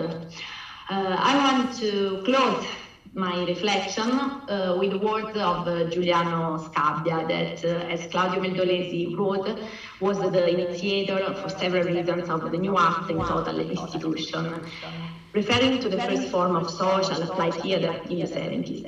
Giuliano Scabbia passed away a few days ago on May 21st, and here I want to thank him for his work and for turning on a light in our awareness to be a model for all that decide to enter inside total institution and to do theater there. I just translate this quote. The theater belongs to the sphere of rite, of the game and the festivity, but also of craftsmanship and of communication in every sense. It involves that whole field, which can generally call anthropological, and a research tool towards the self and towards the world. This theater does not aim only to the product as an absolute moment, but pay attention to the process as a continuous moment of learning through doing and imagining. Giuliano Scabbia, 1985-2021. Thank you, Giuliano, and thank you everyone for your attention. That was very nice, Paola. Thank you very much. Very interesting research and very interesting study. So now we can open the floor for the questions. And maybe I, as a moderator, can take the advantage and start with the first question. I was reflecting while three of you were speaking, if we are entering a new phase of the theater, in a sense that now we are talking, some theoreticians already mentioned the phase of post-dramatic theater. And I would say that we are always talking in the relation to the drama normativity. And in a sense, it's always like defending theater, why it has abandoned drama, why it is not dealing with the written text, and how is it dealing with the written text, and so on. But I think, you know, somebody this morning mentioned that Theodor Adorno said that the crisis of a novel, its advantage, it is it's salvation. And I would say the same thing about drama, you know, at the moment when the theater abandoned drama completely, drama became something new.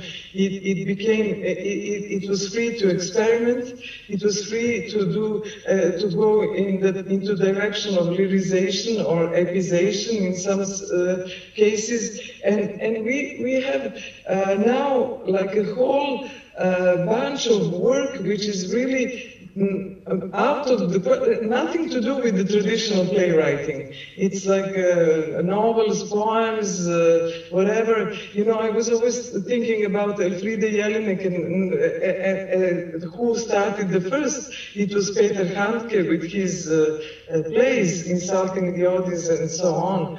I mean, these are the plays which don't have anything to do with the traditional playwriting. And then one of his maybe alumni or pupils or students, Elfriede Jelinek, the same thing. If you take Sportstike or Bambiland, you see like a long monologues which are related. There is no dialogue between dramatis persona, if there are any. So I would say that we are now, you know, in the second phase regarding what Hans-T. Lehmann mentioned about post-dramatic theater, and now this new, I would say, like if the theater emancipated itself from drama is now emancipating itself from the theater, and it's starting the new era, which is very interesting, because I would say Tim Crouch or Martin Krimp are really experimenting. I mean, they're doing whatever they're thinking, and it's like something which is expanding the limits. I mean, how would you say that we are putting something into novel and we are defining something as a poem or something as a play? No, it's like a new, completely open, I would say, hybrid genre. And then the last example was also very interesting, because also the theater, obviously the social issues are becoming unavoidable. And something which was defined as a community-specific theater, social theater, and was always considered as something like also imposed by the classical theater as something marginal, it's becoming something like maybe, I don't know if I'm using the right word, mainstream. It's not maybe mainstream, but it's becoming very much more important and much more fertile and much more interesting than the traditional theater. So I would say, you know, leave the traditional theater to the traditional people or conservative people or whoever, and then let's talk about this experimentation, which is really very interesting. So I'm thanking to all three of you. It's not really a question, it was just an observation, but it can be also placed as a question. I mean, do you think that this breach is like an advantage for the theater as well as for the drama? Okay. I completely agree with what you just said, and I think that a lot of thinkers and academics and authors are questioning, have been questioning for a while, Hans-T. Lehmann's notion of post-dramatic theater, and Jean-Pierre Sarrazac, whom I quoted earlier on, who as a French academic and playwright, is really one of the first in France to have strongly insisted on his refusal to perceive all the experimentations going on in contemporary drama as signifying the end of drama, but quite the contrary. He perceives it, and I agree with this, and this is what you were saying, Alexandra, as a renewal of drama, rather than something being destroyed, as a new, something that revitalizes drama. And this is also what Liz Tumlin, in the article that I mentioned, says when mentioning that this constant at some point, and I think it's more particularly true in the UK, there was a constant insistence on a division between text-based and non-text-based performances, which at some point started creating this dichotomy, this pointless dichotomy, because as you said, we're rather dealing with new hybrid forms, and this is what makes contemporary drama particularly interesting. So yes, I completely agree with you. I also had a question for Paola, but I don't know if I can. Yes, can I ask it right now? Okay, thank you. Paola, thank you so much. That was really interesting, and thank you for speaking in English. It was very much appreciated. I had some names that I wanted to give you, but I can send them through email of people in France and in the UK working on prison and theater. I thought this might be interesting to you. I also wanted to tell you, but it has nothing to do with prison, and you probably already know that Dennis Kelly adapted Pinocchio into a musical. And when you talked about nature and animals, it made me think of this adaptation. I don't know if I can just share my screen for a second. Because what is done in this musical with the characters, apart from Pinocchio, are turned into wooden puppets. So I wanted to show you that because I thought that was interesting. Let me just stop that. Thank you. In terms of what you were saying concerning nature and the natural elements. Wooden aspect of Pinocchio, yes. And the question that I had for you was whether you could expand on what you were saying concerning the work that you did on with people in prison in reinterpreting. You talked about at some point reinterpreting the Collodi text. Could you tell us more about that? About how you reinterpreted it? If it was in a specific, using a specific angle, or more of a collaborative process? Yes, so we work a lot on the characters, and specifically with for example, with the young maid that was the protagonist, that was Pinocchio, and with him that was also non-Italian. So for him, he doesn't know before our workshop the story of Pinocchio, and discovered the story of Pinocchio thanks to the workshop, reading the book with us, because he was a little bit not so keen to read alone in Italian. And so for him it was a real discovery, and day by day it really entered inside the character, and we used the lines, the words of Collodi, because we didn't change a lot of it.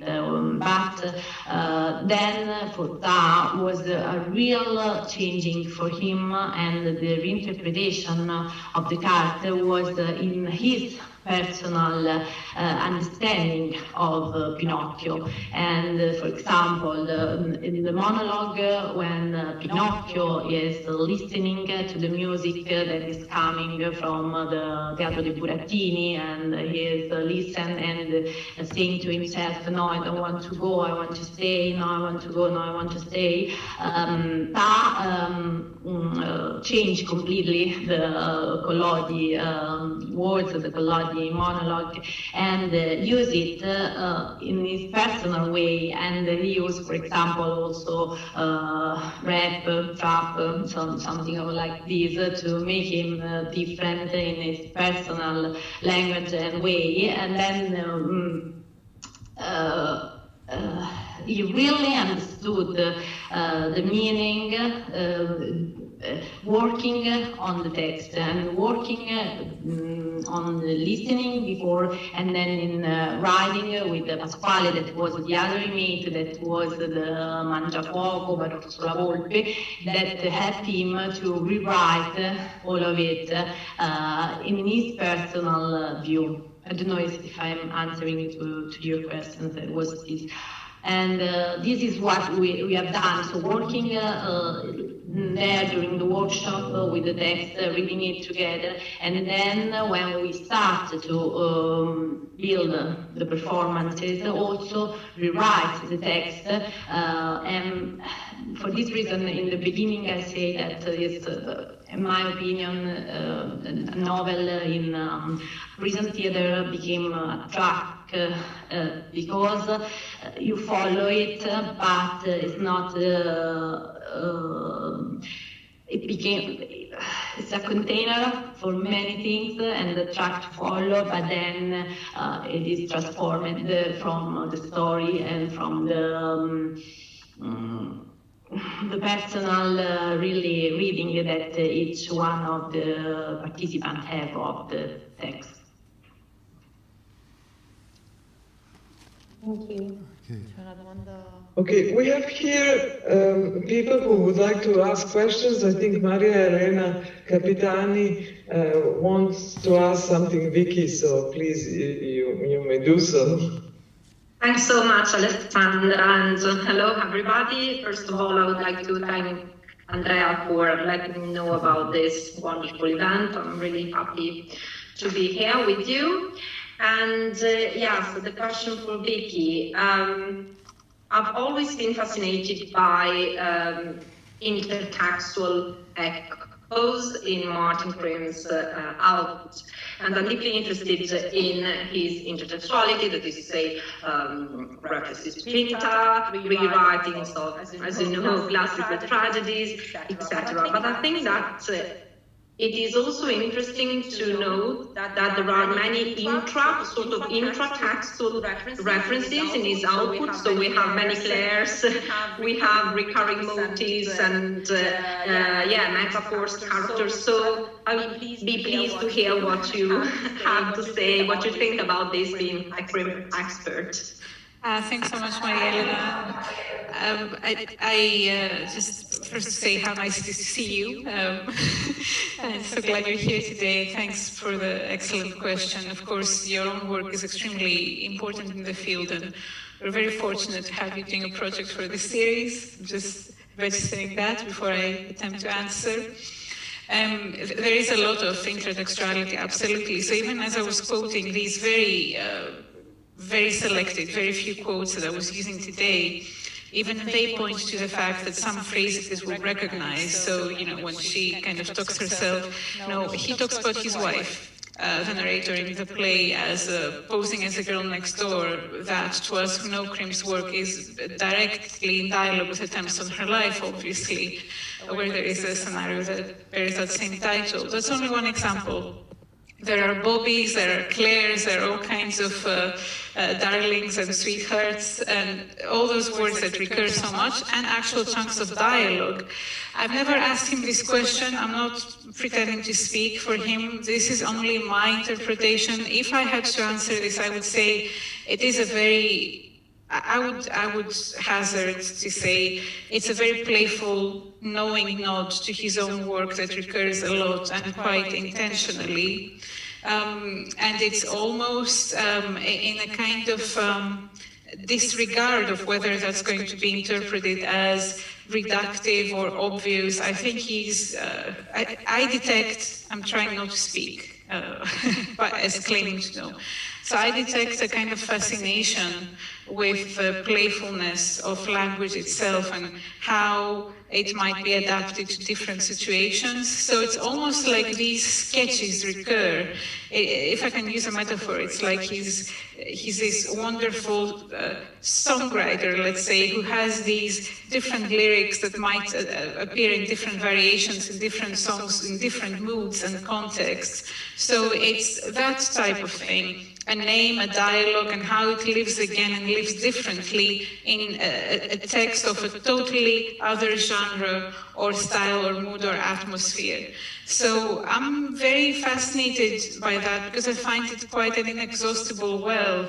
In its very repetition, it implies a depth that is profound and that is not, you know, reducible. So I'm really eager to see always where that goes next. So I think the intertextuality and the intertextuality are two elements that are probably equally strong in his work, if I can kind of come towards a conclusion.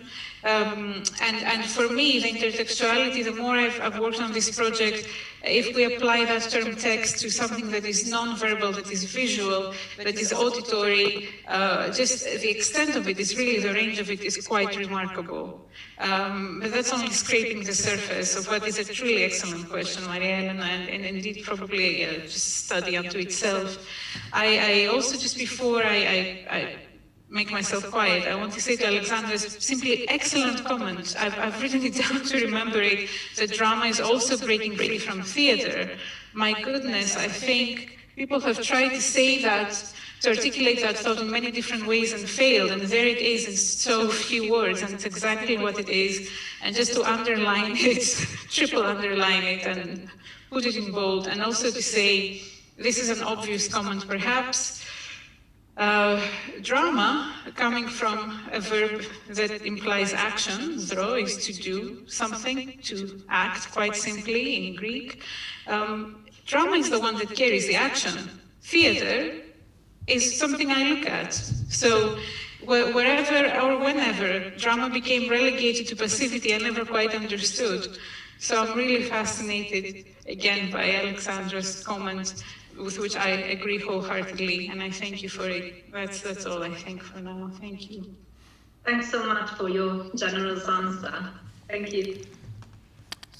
Thank you, Maria, and I thank you, Vicky, especially for your, comment. I would like to add something, because recently I tried to give a course on theater writing, and I was appalled, I was surprised that there are so many books written on theater directing, on post-dramatic theater, on visual dramaturgy, on theater of images, but almost nothing has been written recently on playwriting or new plays. I mean, yes, something about this period on In Your Face and post In Your Face, but nothing new, nothing.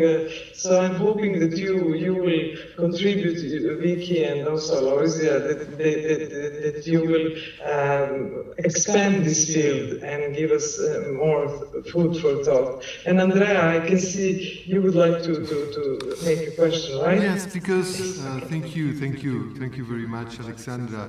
Your comment went really, I agree with Vicky, straight to the right direction. And amazingly, I was thinking about how the papers from this morning and the papers from this afternoon were really in dialogue, even though they were presented in different languages, but they were really talking to each other, because there were Tancredi Guzman and Mario Farina, for instance, talking about semiotics and semantics. And I think that it's really interesting to see how when we have different language on scene, that is what Alessandra was saying, when we have a complex and the telling is problematized, so we have these hybrid forms, and we have different interpretive layers. There are superimposing one on the top of the other. Then, of course, we need a different framework, a different magnifying glass, as Aloysia was saying, through which reading what we are seeing. And most of the times, critics don't have this ability to, as what happened with, as you were mentioning, with Sarah Kane as well. They didn't know what they were seeing, so they were forced to put it in an old framework, so it didn't fit. And sometimes, what we see is really ahead of what we think as critics, our need to put into genres, into pigeonholes, boxes, this kind of things. And as well, as Vicky was saying, this intersecting the world of theater, but in a narrative form, as you were saying of Martin Krimen. Of course, as you mentioned, I was thinking about the introductions of these collected plays, the way he's thinking about the writer. It's not a playwright, it's just a writer, but of course, he's talking about writing for theater, but it's just writing, and how clear then, we can see this attempt, of course, to find a new way, a different, maybe not new, but different, something fresh, something anew, as he says in attempts on a life. So it's not really a question, but it feels possible from your papers, from your talks, to, I don't know, maybe to go beyond is somehow what we are used to see. And of course, it's probably something that I got in mind because I was fascinated by the ladder I can see behind Aloysia, as as an instrument to go further on, and I couldn't help but thinking about that. So yes. That's funny because my husband was telling me that I should have a background screen, and I was telling him, well, there's just a letter and a white wall, no one will care, but apparently you do. No, it perfectly matches.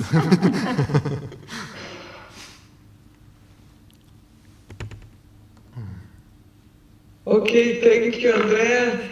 Are there any questions? I don't see anybody asking. I have questions. Sorry, yes, Francesca Pollini. If possible, I'd like to ask a question to Aloysia, and one to Vicky as well. Okay, Francesca, where are you? I'm here. I hope you can hear me well. Yes. I actually have a couple of questions, one for Aloysia and one for Vicky, who I'm very happy to see here today. And Aloysia, I was actually wondering, as you were talking about this idea of the written and the visual text compensating themselves in performance, how does this interaction change audience engagement? How does it change, the way the audience receive the play? Because in my mind, reading a graphic novel is somehow a more personal and individual way of experiencing a narrative. So how does it interact with a more collective form of experience like theater? Yeah, that's a very interesting question. Thank you, Francesca. Concerning, since we're mostly talking here about total salvation, because this is a play in which we are clearly reading from beginning to end throughout the performance, I would say that it is a collective experience in the sense that we are all members of the audience. I don't know if other people here saw that play. But anyway, we are all reading and watching the performance at the same time. We are all turning the pages at the same time. Often in the text, you can read that a member of the audience is going to be asked to read part of the dialogue. And so very often you wonder who is going to read who. So as such, I would say that it is a collective experience. But your question is interesting because there's one thing that I think maybe tends to bring this back to a more personal experience. It's precisely the moments when members of the audience are asked to read. And I remember that it didn't spoil the experience for me at all. I was still completely enthralled and taken within the story, within the performance. But I would say that asking members of the audience to read aloud means that you're suddenly very self-conscious and you start thinking about whether or not you are going to be asked to read or whether or not you are going to read. I know I very much wanted to read, but I didn't dare say anything. At some point, the text says that you're supposed to stand up if you want to read. And I remember being completely glued to my seat, even though I very much wanted to stand up and read. And at some point, I started wondering whether I wasn't focusing more on this, on my participation, literal, physical, vocal participation, rather than on the plot. It wasn't the case because, as I said, the ratio was that I was much, it was still very much a collective experience.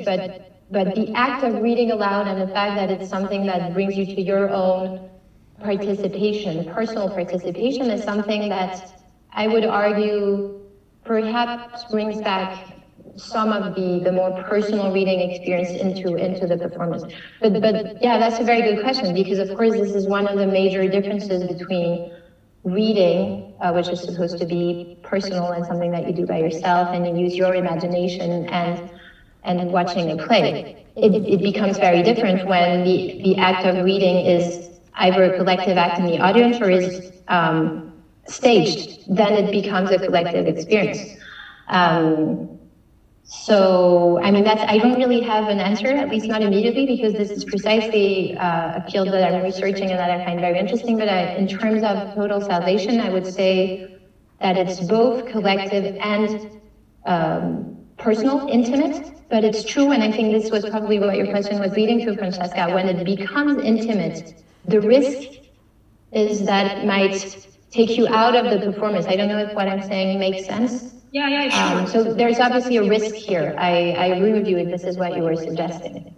I was actually, I got the impression that it was like a performative act. Reading the play aloud before, an audience, and as an audience member, it was actually a performative act, much like, the actual reading or playing. But actually, this is really something that I want to insist on, because I know that every time I tell people about this play, it's very difficult this is why I was asking if anyone had seen it, because it's very difficult to imagine what it's like when you haven't seen it or participated in it, it's still very much a theatrical event. It's complete, it's a play, it's a performance, it's not a reading. It's absolutely not a reading.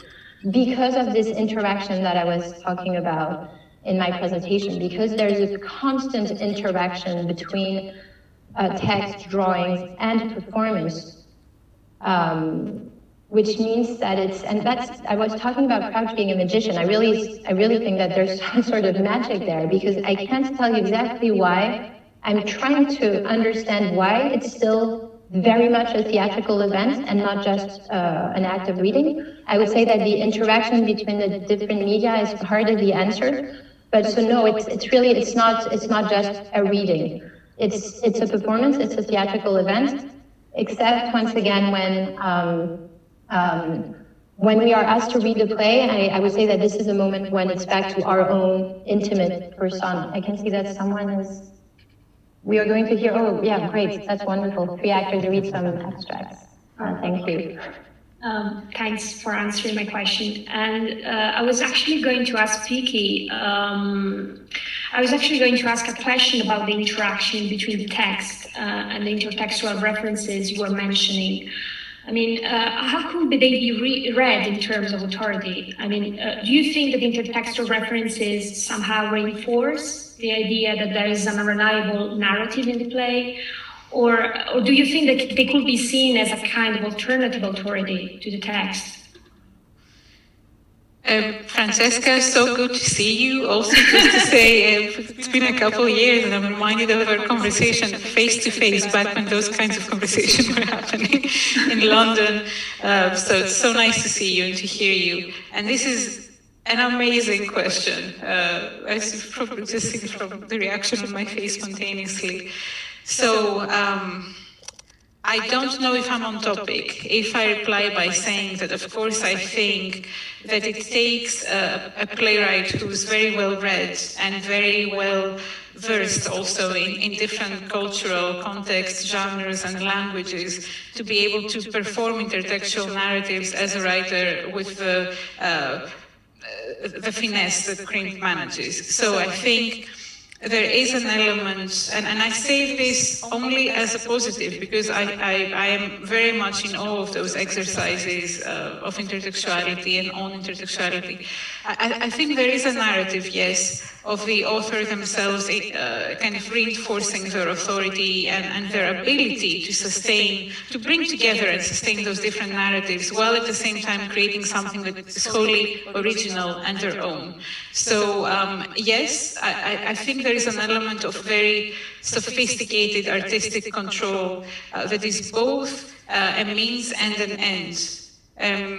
And it takes someone, I mean, obviously I would say this, I know I've worked on his work a lot, but I do think it takes someone who operates at Crimp's level of intellectual engagement and creative innovation to pull that off without it seeming makeshift or half-hearted. So maybe I've answered part of your question, but I don't think I've answered all of it. Is there something I've left out? Remind me. No. Actually, I was interested in that. I mean, because I was actually thinking about the scene of the art gallery in a Thames River. Yes, yeah. So I was actually, thinking about the narrative constructed by the paintings, by the images, and the narrative, constructed by through language. So, and it seems to me, that there is a kind of authority that is being disrupted, as the actors interact among each other. But at the same time, the authority of the image is not as strong as language. So, it's an alternative, but it is disrupted as well. So it's like, affirming that there's no authority at all. There's just this experience of chaos going on, of identities clashing. And so, yeah, that was the question. Just beautifully put. I just want to come back to say beautifully put how you phrased that just now. And this reminds me very much of another piece that I think is a really special one in Writing for Nothing, which is The Art of Painting, which is a very short text, which has to do with individuals looking at the Vermeer painting of the same name, although sometimes it's rendered in a different title as well, that painting. So anyway, The Art of Painting, and there this breathless, really breathless monologue going on there with someone trying to explain the painting at the same time as assessing their own lack as an interpreter of art, but trying to perform their privilege. And so it reminds me of that moment. As you're saying that, it reminds me of that moment in attempts on her life. And I think underneath it all lies probably a desire, again, I don't want to overinterpret, but maybe a desire on the playwright's behalf to undermine those ultimate interpreters of a text that claim those authorities for themselves, and to expose that process as infinitely fraught with difficulty and with limitations and inadequacies vis-a-vis the ultimate art and truth of the work itself. Just a splendid question. You've given me a lot to think about, and I thank you very much. Great to see you, really great. It's great for me too.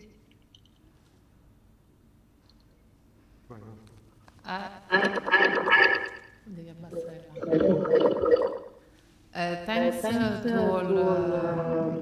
all three of you for this inspiring talks. I have a common question for Vicky and Aloysia. You both spoke about the dramaturgy strongly built on the act of silent reading in one case, and on that of the narrativization of writing.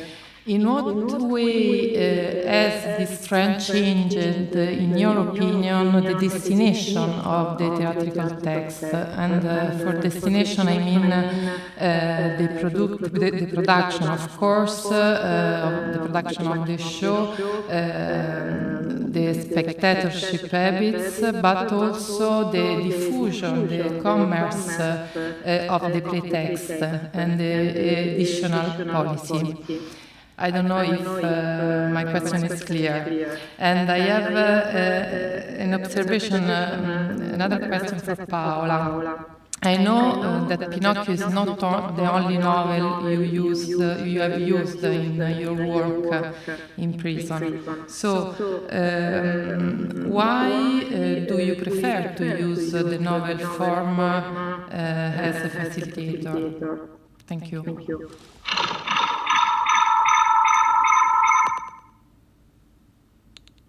I don't know if Vicky, you heard right? I couldn't hear the beginning of your question, Marta, so I'm not sure I got it right. Yes.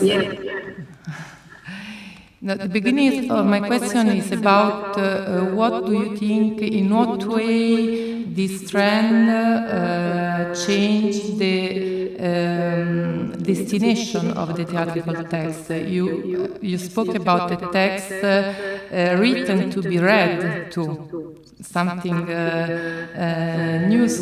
So I was thinking about, for example, the translation of this kind of text, for example. Thank you. Yeah, the translation, and even, well, I'm really wondering about this.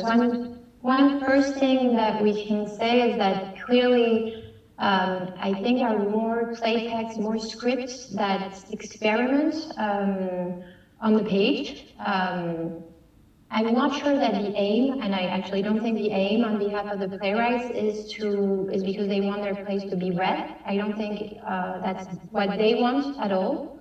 I think it's rather, and that really contradicts what I've been saying earlier on, so I shouldn't be saying that, but then again, we're allowed to interpret and author hypotheses that are not necessarily the playwright's aim, what they want to be doing in their play, but how we perceive it.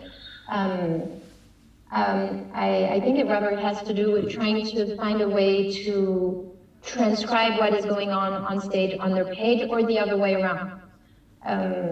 For example, I didn't have time. I wanted to talk about Ella Hickson's Anna and Alice Birch's Anatomy of a Suicide, because these are two plays that can be read, reading the book, turning it 90 degrees in columns. I don't know if I have time to show it to you right now, just a second maybe. Sharing, do I have time to do that? I'm drifting a little bit away from your question, but I'll come back to it in a second. I still have my PowerPoint presentation right here, so maybe I can share that with you. Oops. I have my email opening, sorry. Oh, it's not working. Okay, it's not, oh, no, that's another, let me just give it one last try. Yeah, there we go. Do you have my PowerPoint presentation? And let me quickly, I wanted to show you, this is, again, me taking photographs of my plays, but it's right here. I wanted to show you, this is Anatomy of a Suicide, Alice Birch. Can you see it on your screens? And this is Ella Hickson's Anna. And so I think it's quite interesting because clearly something is going on the page here, meaning that your reading experience is also transformed because you have to have new reading habits, not only turning a book, but reading in columns. And there are reasons for this. Concerning Anatomy of a Suicide, the columns correspond to the 3 generations of women, and on stage, I had a picture of that. They are separated into 3 spaces. Concerning Ella Hickson's Anna, it has to do with the binaural sound system, meaning that conversations are going on at the same time, and the bold text is the text that you hear when watching the performance. So I think that there's really something going on to sort of reproduce on the page what is going on the stage. I haven't mentioned 7 Methods of Killing Kylie Jenner, which is at starting again at the Royal Court right now, which also has a use of pictures, screenshots, etc., etc. So clearly it transforms the reading experience, but then again, and that's really a question I'm wondering about, and maybe this is something that some of the colleagues talked about this morning and that I didn't completely grasp, but I'm wondering about this reading experience. I'm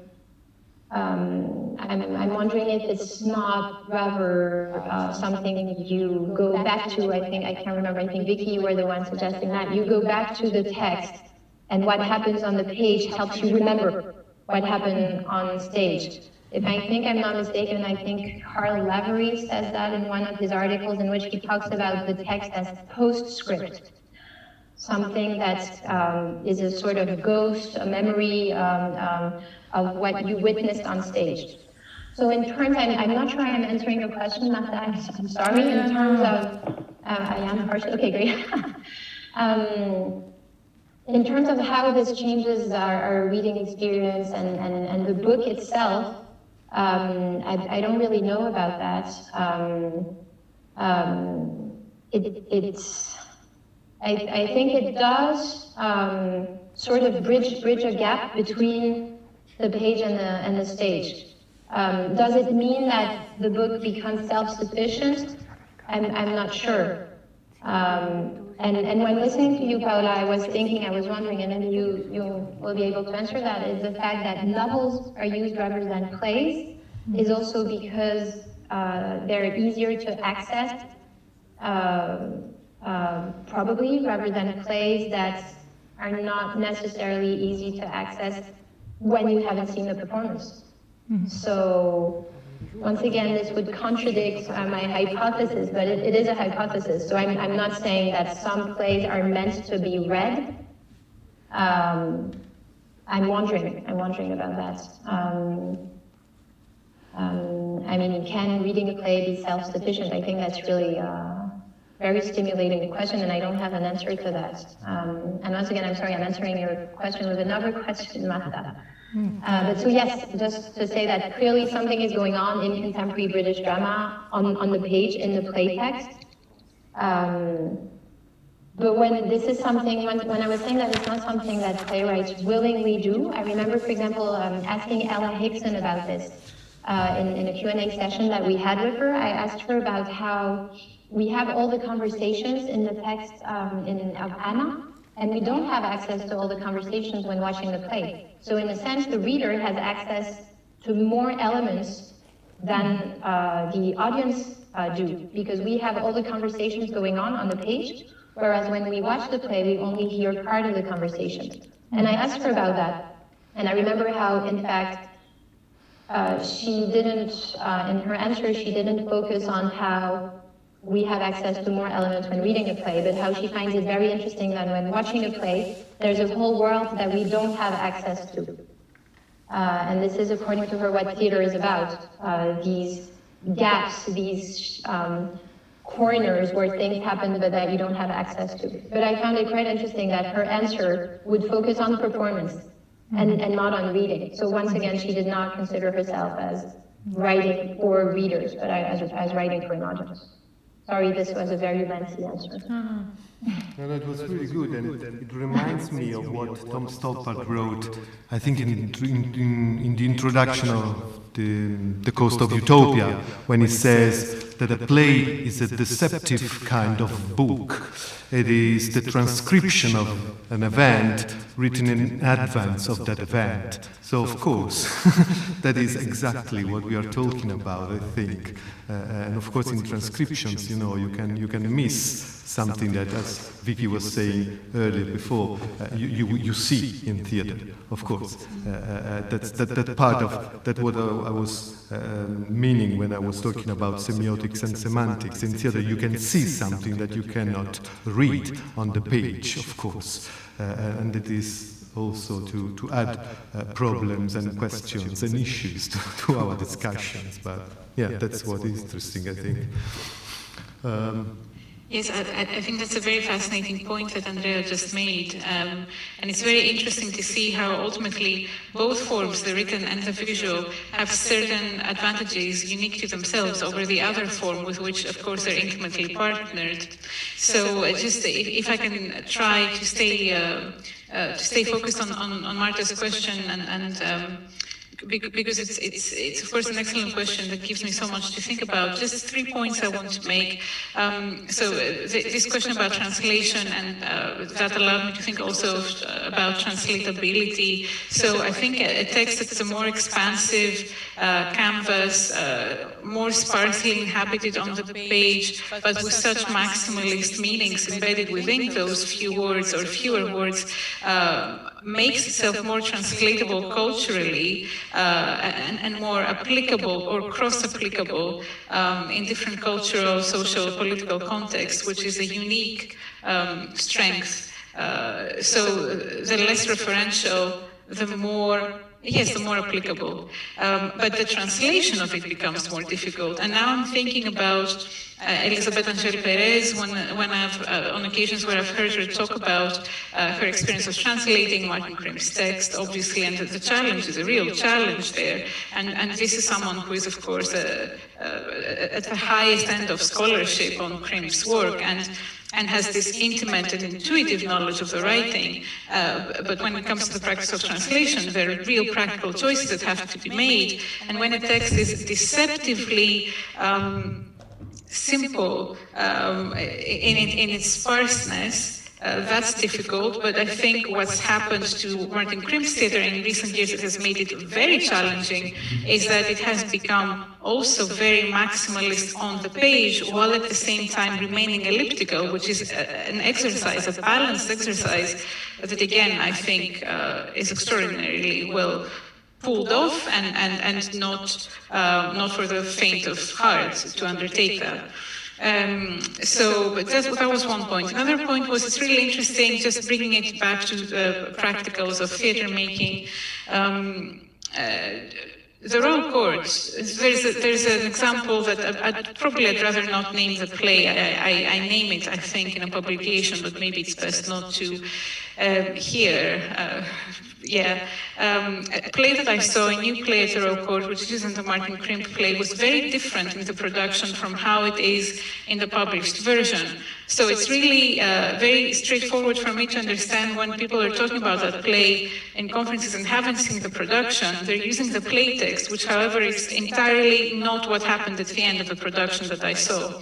So it's in the context of how theatres are producing that work and how the text changes, it's mutable until the very last moment, because it's a live entity, and what we end up reading is something totally different. I think that's an interesting tension. And yet, and then the final point I wanted to make is, I think there is something to the text to be read that makes it a very individual experience. individual to ourselves as reader and also to the world and the aesthetics of that specific playwright. So if we pick up a text by Carol Churchill, we know it's Carol Churchill because it looks a certain way, always as a play text, however different the texts might be. When I pick up a text by Martin Crimp, I'm looking for those, I'm not even going to call them M dashes because they're longer than the M dash that create that very distinctive Martin Crimp verbal environment on the space of the page. And also in the last few years when a certain standardization has been pursued with a white cover, from the Faber publications, for example. Yes, that's a tangible object that takes you directly to the world of one specific playwright. So it is a gesture of reading that's important, no less important than the gesture of seeing and listening, I think. I want to say to Aloysia something before I forget. Aloysia was asking if we had seen the play. I haven't seen the play, but I know Liz Tomlin, whom Aloysia quotes in her essay, has seen the play, and the way she was talking to me about it was first what switched me on to the fact that this was a very special event that's not easy to sum up. So I don't know if Liz is writing about it, but I think she might be. So someone to contact, perhaps. Thank you, Marta, for your question, and thank you, Eloisa, for your reflection, because it's really useful about prison theater, about a reflection about social theater in general, because it's important to notice that in social applied theater, we are working with non-professional actors. So when we do our workshop, when we work on this novel, when we work on these narrative texts, we often have in front of us people that maybe are illiterate or not Italian, with Italian is not their native language. So we have also a problem of communication, of reading often. And so the fact, yes, the accessibility of some texts respect others, and of course, a novel, a poem is easier, but also it's possible to read by yourself alone, and that is and often theater for these men, for these people, is something that's really, really far away, that they consider something that probably they never seen nothing, and they never walked inside the theater, so for them it's something that make a distance. And then some kind of theater, and depend, of course, also from the groups. But yes, accessibility is something that we consider, but also because I think that there is much more possibility. So you can use that material, and you can move inside the world of a novel in a different way, respect to a play that is already done, and that give you some necessary rules that you have to use when you go to adapt, to put on scene. And also because it's not just accessibility, because for example I work with I don't know, La città invisibile by Calvino, oppure or the Recherche by Proust, but always using it really like a moment to reflect together, to work on it, to read together, but then to completely transform it in something new, something different, that of course the facilitator, director have the role to select, compose, but then the real creators are the actors, the participants in the theatrical workshop, that with their bodies, with their stories, put something new inside the text that you give them. And also for the visual, all the reflection about the visual there is Giorgia Palombi, that is a practitioner and director that worked a lot with women before in Portugal and then in Secondigliano, with made in Secondigliano, and she used a lot to give them visual stimulus to start their work and to build the performance instead of giving them text, because it's something. But and I talk about for example, Cristo Velato or really famous painting, but some visual narrative that then they use also to reflect together and to improve together during the workshop. Last thing, it was really interesting listening to from Vicky and also from Aloisa and Alexandra, all the reflection about the dichotomy of the drama and theater, the intersecting, and of course this transformation of drama that in social theater and in prison theater in particular is something that I can find exactly in the same way, and that I think is of course something that is different and that is not useful to define and to close somewhere, because one give nothing more but only close a possibility to expand and to give us the possibility to find something new. Thank you again.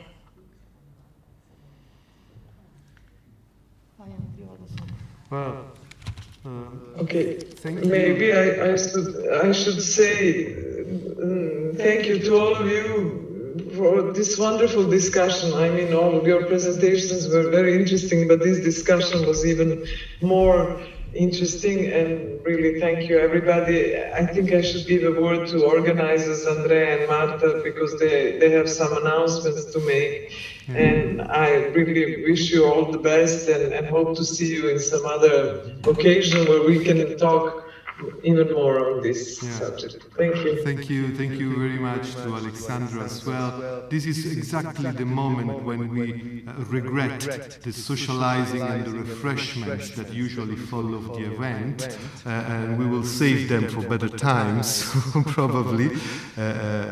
So next year, in the next few months, I hope we will have the chance to meet in person somewhere else, or even in Rome. We will be glad to welcome all of you here. We will find a way.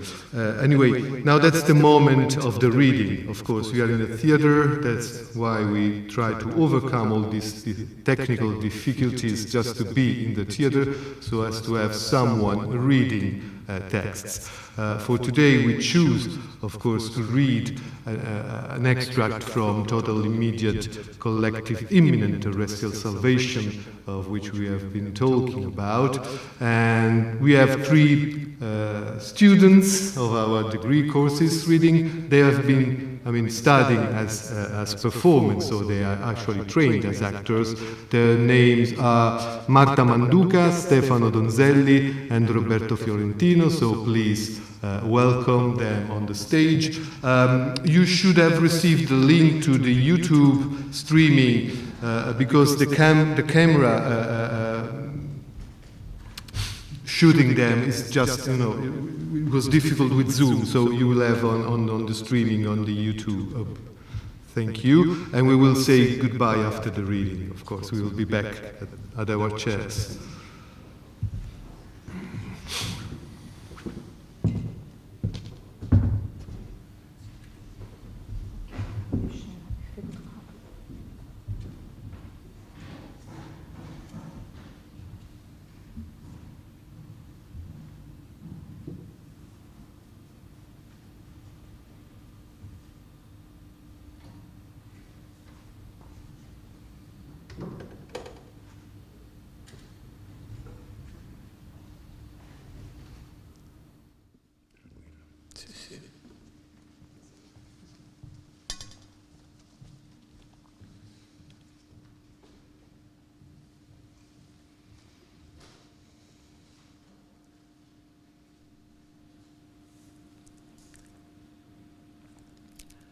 A circle of chairs.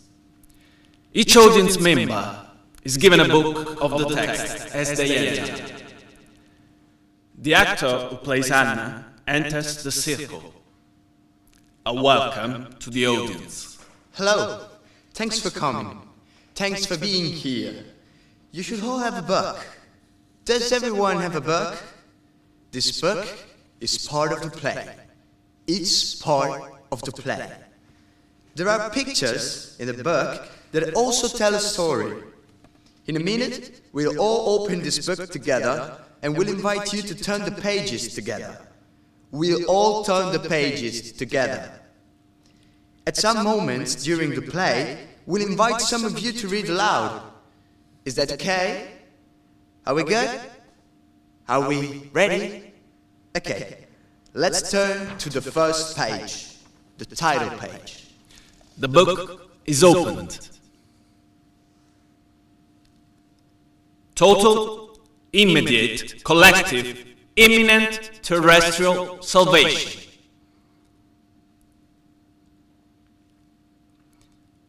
This winter, the present time.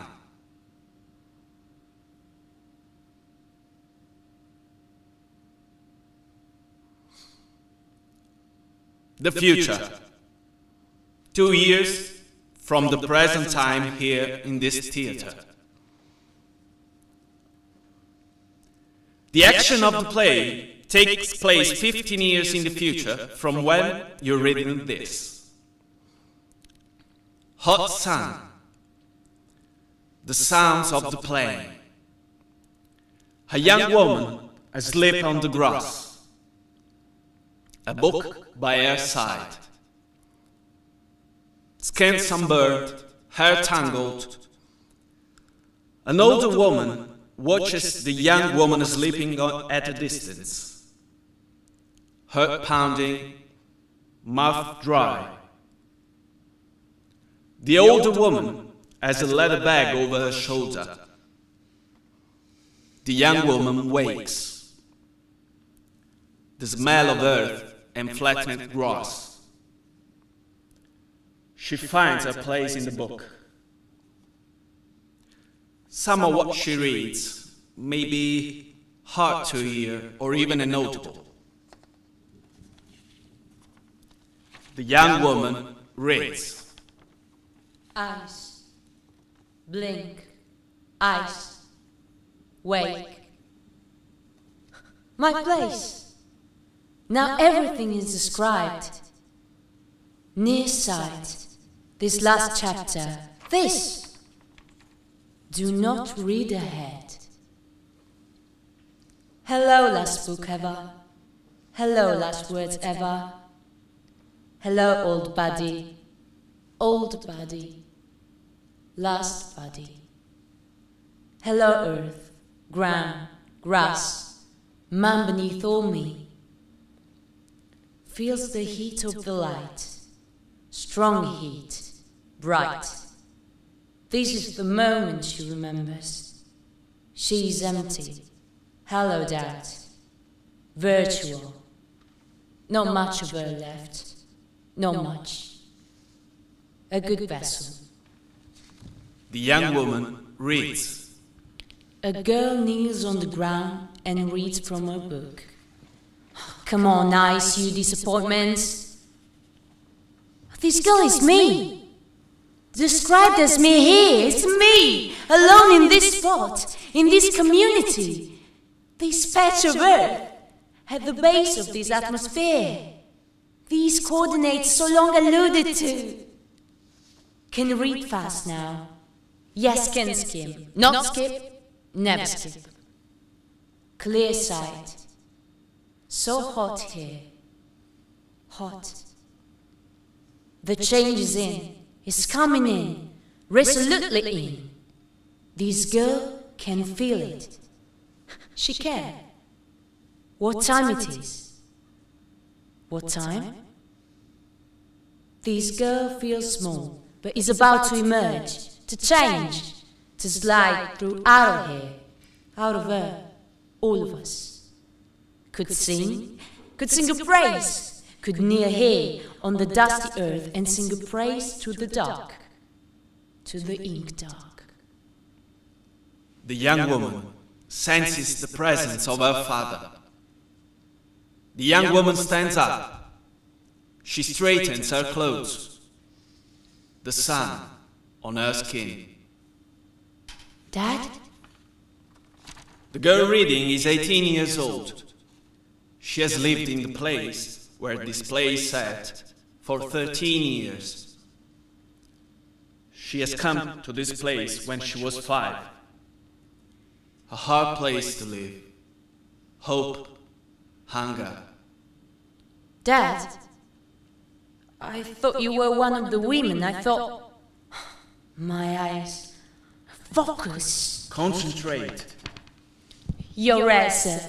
Here, this patch of... This mind. You to word beside words. Beside what words loosen and spin and stop this all as written. Still light. Light head, Dad. You put these wonders are old. These are words. Mine, moving, I'm moving in now. On the lines, not honors. Yes, I did wrong. You're seldom, Dad.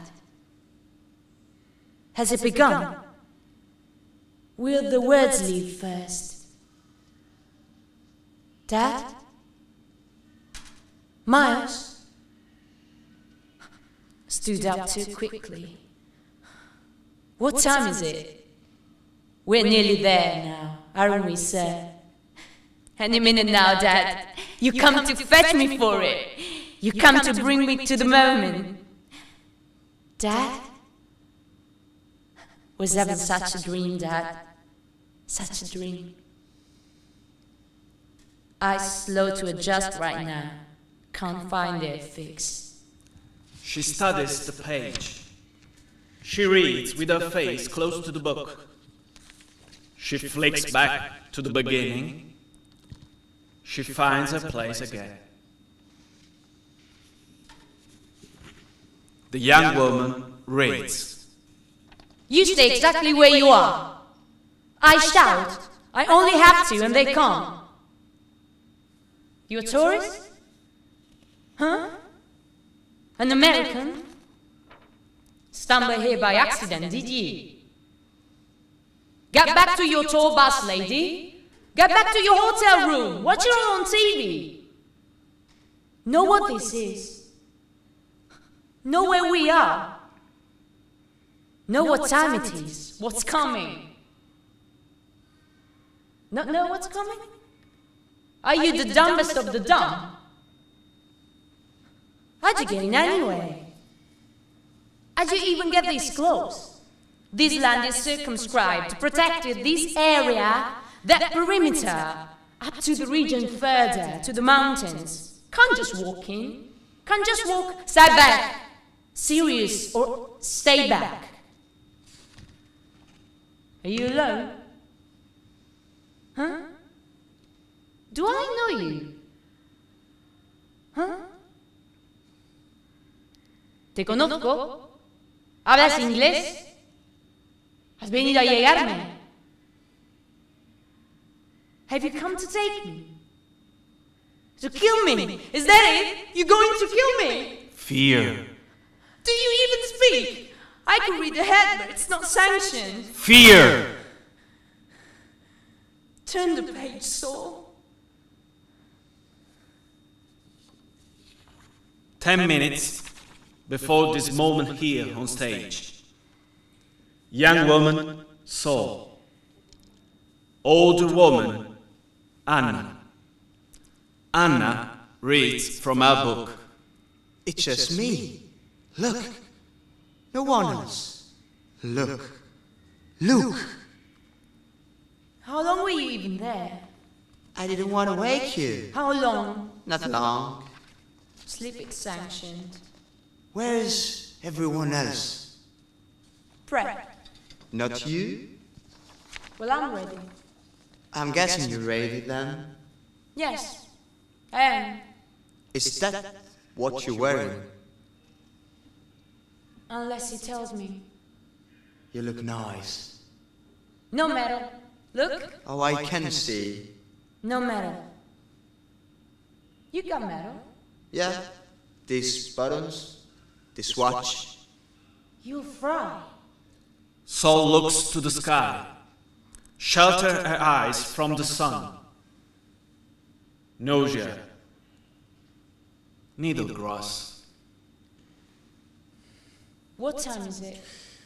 Less than an hour? Less than? Sol shakes uncontrollably. Are you right? I have to go, the final meeting. He'll come and get you when it's time. He'll call for you. He won't let you miss it. I can't miss it. Not this. No. Not today of all days. No. Sit beside him. Yes. You and him. Yes. Side by side. In the middle. His sunbeam. Sol wipes sweat from her face. Nails beaten. Wrist thin. Sol looks to the edge of the area. She looks up to the mountain ridge, the tree line. She chews at her lip. Are you nervous? Sol straightens her dress. She presses her hands against her legs. Are you a critic? No. Shit stirrer. Saboteur. Do I look like a saboteur? What then? Sol breaks off a blade of grass and lets it drop. Where are you from? Europe. And me? Yes. You're famous, you are. Displays, your dad. In the papers, you are. On TV. Did they tell you? I flew to see you. So? 12 hours. A long way. A train, a bus. Wanted to come here forever. And what stopped you? Anna steadies herself. Her throat tightens. Book heavy as stone in her hand. Did you tell him you were coming? He'll know when he... He wrote all this. So he knows we're talking. He'll know I got through the fence when he cut through, find you sleeping. He'll know what I've been up to all this time and before. He's seen the future. Yes, hasn't he? On each page. Yes. He's seen everything. He knows how it ends. Everything. Even dreams. Sol approaches an audience member. Could you read?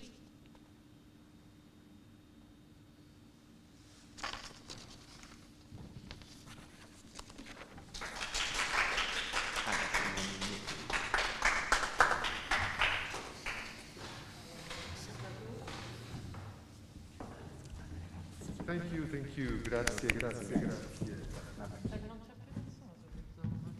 Is there anyone on Zoom? Sì, ancora sì.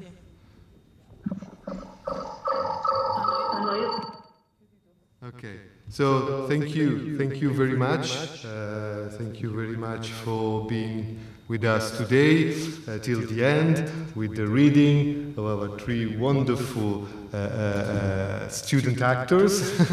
And thank you very much for this really amazing, rich and thought-provoking session, a couple of sessions we had today. So we just say goodbye, take your time and relax, because we will see you again tomorrow at 9:30, Marta, am I right?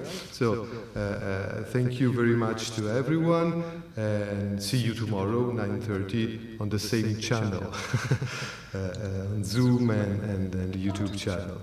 So once again, thanks very much to Paola Jacobone, to Aloisia Rousseau, to Vicky Angelakin, to Alexandra Jovicevic, Ilaria Lepore as well, and Alessandra Crotti for helping us with all these organizing and practical things.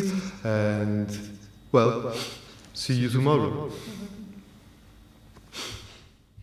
Goodbye. Goodbye. Bye bye. Bye bye. Bye. Ciao. Bye. Ciao.